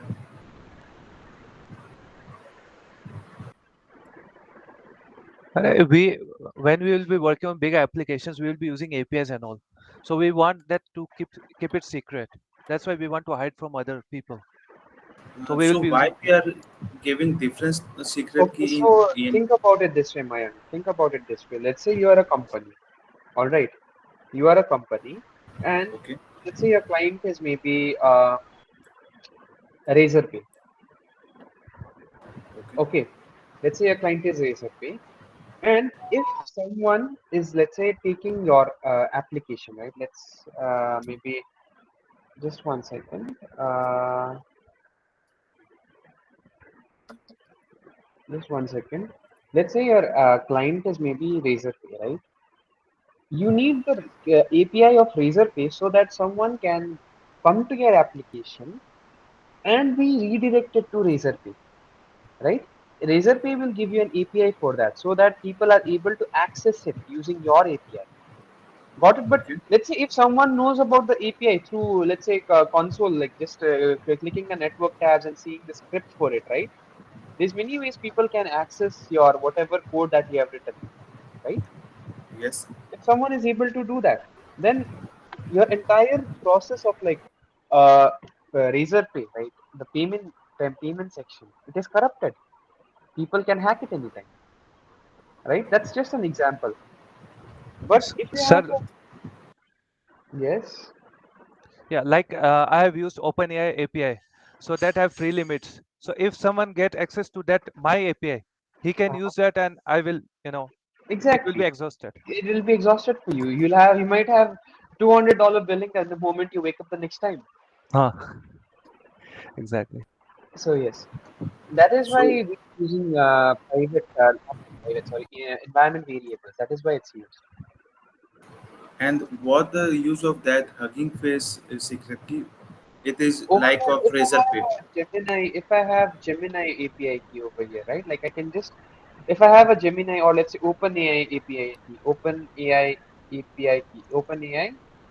key, I can just put over here and type my API key over here, and then I'll be able to use it. That's it. Got it? Okay, so the secret key which you have added in Hugging Face, by using that we can use Hugging Face, and the secret key in .env is for using my side of application. Yes, yes. So I would suggest you guys to try deploying this entire project once at least. I will deploy. I will just like push this entire thing. Where have I kept it? Now you have deployed here, na, Yeah, today. I just want You to. deployed this. You deployed this on I the will just. Hugging Face, na. Where did you I deploy have our deployed this in our? Hugging Face. I have deployed this in Hugging Face. But what Okay. I want you to try is take my application, clone it, and try deploying yourself once, because this is something that's uh,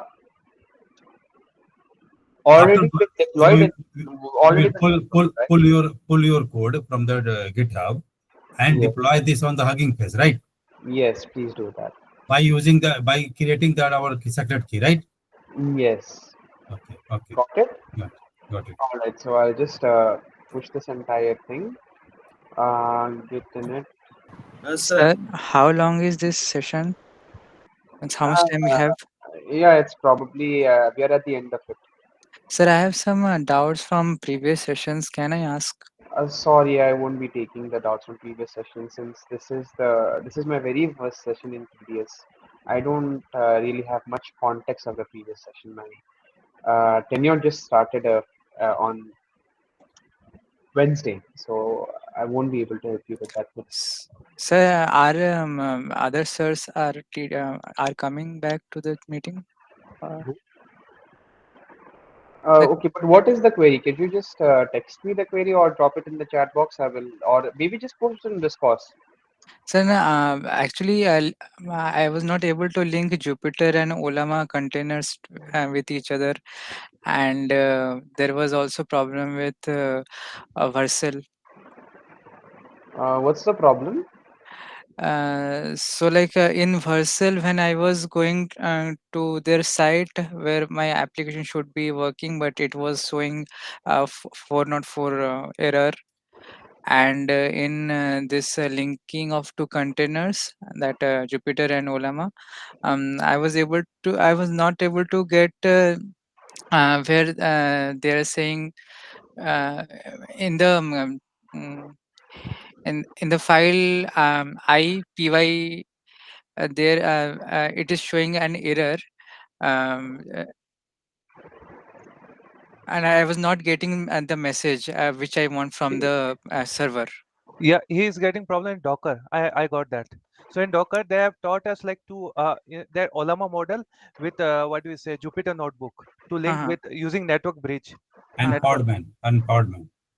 So in what do you say, Jupyter, we are using two ports. The one to connect with that network, and the second one with 5,000 something to connect with Uh-huh. Windows and all. Uh-huh. No, And no, I was able to go there and I was able to write the code in that a collab type of thing. But when I am running there, that code, it is showing an error, and I'm not able to get the message which sir told in the live session. so in local environment also, you are not able to connect them, right? No, locally I can able to connect them. But when you are deploying to Vercel, then it's creating problem for you, right? No. Vercel, actually, I have doubt from both the sessions on 28 and 27. 28th one is for Vercel one, and 27th one is for that Jupyter and Olama. So what actual problem you're facing? Like, I'm not able to get it. Two problems I am facing. One is in the Vercel, I am not able to create the app in that in their website. So in that I'm in also getting the same problem, 404 error, no? uh, Yeah, even I'm getting that Which problem. which one is it? should I screencast you? No, sure. Please turn on your screen share. Okay. I think the entire thing is done, right? So I'll just stop the recording. Yes, sir. Please stop the So recording. I'll just stop the recording. I hope nobody has any doubts. I hope the entire Sir, point. little doubt I am having. Sir, Okay, just one second. Just one second. So sir, today's point of the session. Okay, the point I was, let's say, instructed to discuss with was creating a fast API server and deploying. I did that. And one more thing I went extra is deploying it and also showing you things that can help you fasten your work using Copilot, using scripts, automated scripts. So when you are checking everything, it helps you test faster. So that was my agenda of the session. I hope that was clear. If not, please raise your hands right now. I will just clear them right away, because once we're done with that, we can move on and take other doubts. Well, sir, from that only one thing I want to ask: the secret key which will be adding in our Google form, that will be in our .env secret key. No. Yes, but for that you'll have to, like, let's say, know what your secret key is, right? Right now I'm just Yes, showing sir. you what the secret key did, right? Like Yes, we someone. will create our own secret key. Yes. No. Yes, yes. And also, I think Mr. Shrikant, I think in the forms, right? I think you did understand. You had one question No, with no, alternate. no. Yeah, I got that Just one question because second. at that time I was not understanding. Yes, But yes. That's secret why key I and asked you. how it will be used. No, no, no, not just Okay. the secret key, but you had trouble with the URL of your API, right? Hmm. URL will be this. Sorry, not this one. The screen is not visible. Oh, sorry. Let me just share my screen once. Yeah, one second. So Actually, this will be the URL endpoint for you, right? This was the just URL endpoint, right? Hugging Face.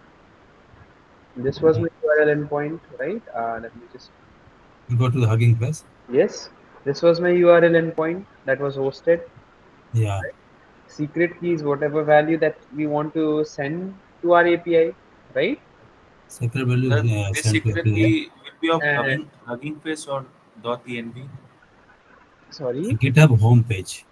and this is the GitHub homepage of your repo. So my repo is this, right? So I don't want this. I just want to go over here, take this, paste it. So I hope this is clear. Whatever That's things. When you uploaded the push the code to the GitHub, you first created an repo in our GitHub, right? Yes. And you post without SSH key because you do not create the SSH key here, no?